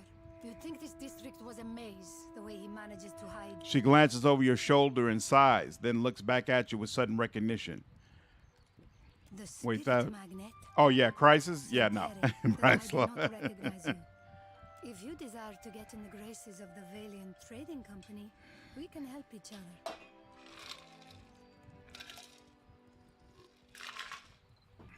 other. What sort of clout do you have with the trading company? Mother's Bank commands the wealth of the Deadfire campaign. Ooh, Nira absently pats the cover of her ledger. Could I persuade you to watch out for Laro? I'd pay generously for your trouble. Perception, study her hands. Nara has been digging her nails into her ledger, leaving crescent moon-shaped impressions in the binding. She notices your interest and holds the book protectively close. I'm concerned because Laro tends to feud with Orso, one of the local Valero rats. I don't think I ever played any of the Crisis games. Were they good? Yeah, there was a selection of agents. I take it your mother is someone important. Bardato. The Valiant Trading Company leans on her to finance their mission. If only more of her offspring were as accomplished. Nara raises her free hand and squeezes the bridge of her nose. What did you mean by Valera rat? The Valeras, a brood of sea vermin playing at nobility. She has her ledger as if to bring it down on a pest. You could play as a goth agent? Only to buy Resident Evil 5 with Shiva and boulder punching. Come on, Steve. Hurry. I've never played any other Resident Evil games. I do not play horror games for the most part. Compete, but Laro, the Pastinago takes it too far. Pastinago, literally the Valian term for carrot, but conversationally meaning idiot. You aren't exactly tearing the district apart looking for him. Cossi, I only manage the family business. She takes up her ledger with both hands, holding it like a shield. Better to ask why Laro isn't sprinting back to look after his birthright. I didn't play 2 or 3, but 1 was kind of fun for half of it. Crisis was good, but I was kind of there to sell the Cry engine.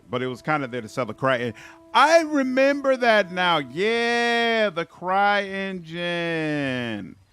Yes. As long as the Valiant Trading Company recognizes my usefulness, if I happen across Lara, I'll let you know. Would you? I'll be waiting at the estate in case he happens to return. Nara thumbs over her shoulder. Laro and his miscreant friends carouse at the tavern, the falls above the Adra Mill, and the southwestern bridge. If you see him, tell Laro to get his good-for-nothing ass back home. Well, we do have this thing with chasing a rogue god to the ends of Aora, but I guess if it's on the way. Was anything cool ever made in the Cry? I was about to say, I didn't think so. The Crisis was it. But I seem to remember Crisis being well regarded, so I don't know why nothing else was made in the Cry engine. Have you heard about the commotion at the palace? Of course. Something about luminous Adra. A giant made of... Yeah, no, Dagon. It's rare. It's rare.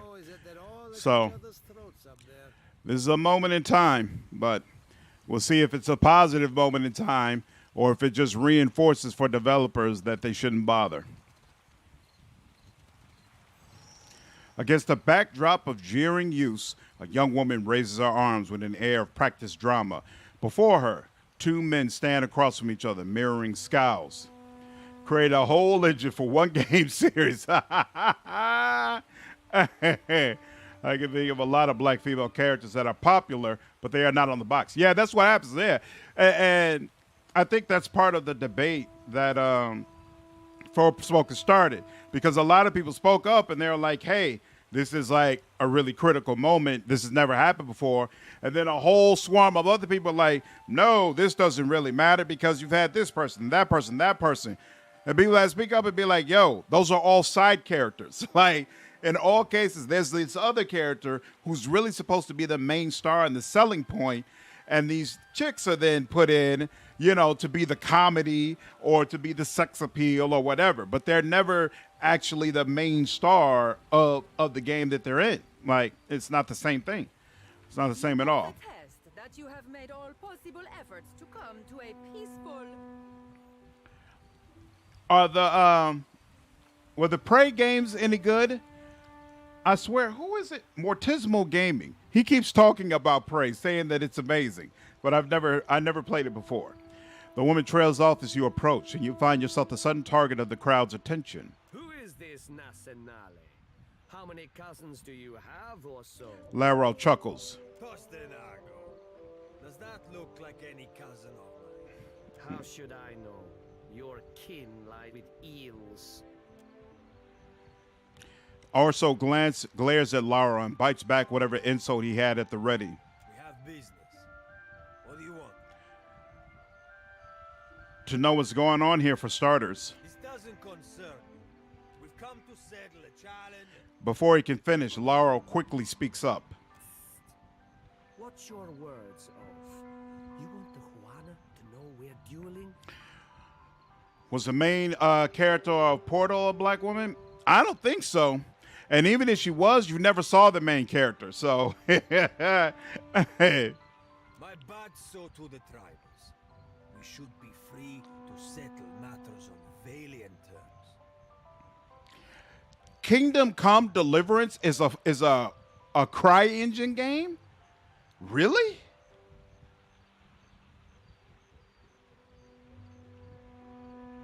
Wow. I'm shocked to hear that.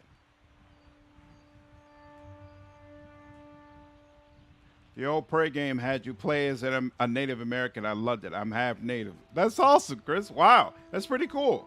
The latest Prey was really good. I don't know about the original remake, the one that had the school bus of ghost children, Don't Fear the Reaper. Keenan Wells. I didn't like it, but I recognize what people like. Yeah, I'm not sure if I'm going to like that game. If people keep telling me to play it, I think I'm going to play it on my own. I'm not going to stream that game immediately because there's such a thing as too realistic where I'm like, I understand what you are going for, but I'm not sure if I actually enjoy it. Small wonder the old empire collapsed in civil strife if this is the Valian way. He sneers. And how do your colonies fare at Orso narrows his eyes at Aloth. I suppose you have a good reason for this duel? This street thug called my family a warren of corrupt inbreds.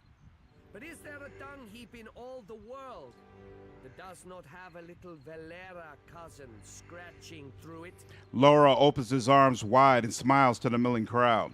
That wolf he calls mother would have us live out our days polishing Bardato silver. Kingdom Come play like Oblivion if you removed all the cool fantasy stuff. Interesting. Rough.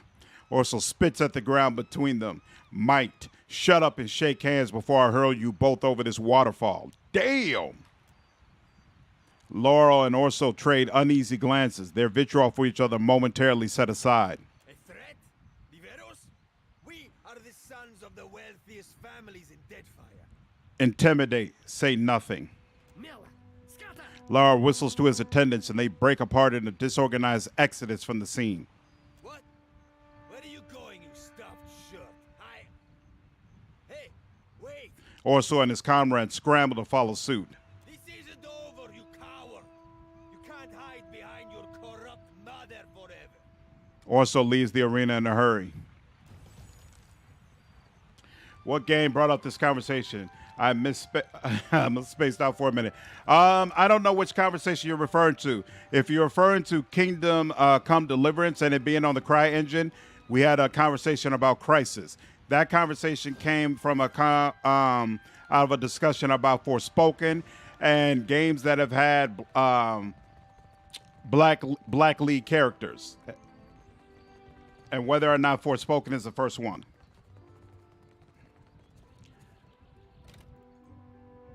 Kingdom Come is an experience.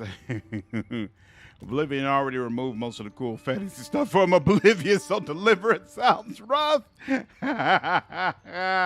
Nice. Yeah, I can't think of anything besides Resident Evil characters, and I think that's intentional. Yeah. All right. It has been 3 hours, gentlemen and ladies. And I am exhausted. I have to go to work tomorrow. So I hope all of you enjoyed the stream. I know I did.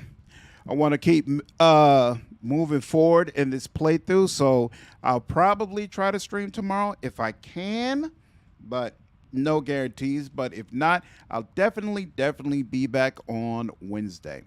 So until then, I appreciate all of you. Glad you all were able to make the stream, and I will see you all on the next stream, hopefully. Take care. Have an absolutely fantastic night, and get some rest. I'll see you on the next one. Take care.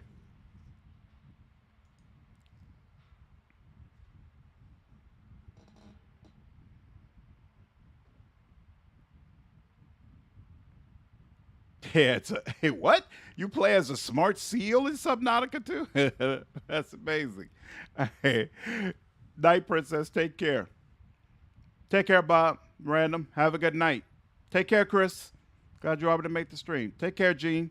Seabird. Dagon. Take care. Good to see you all.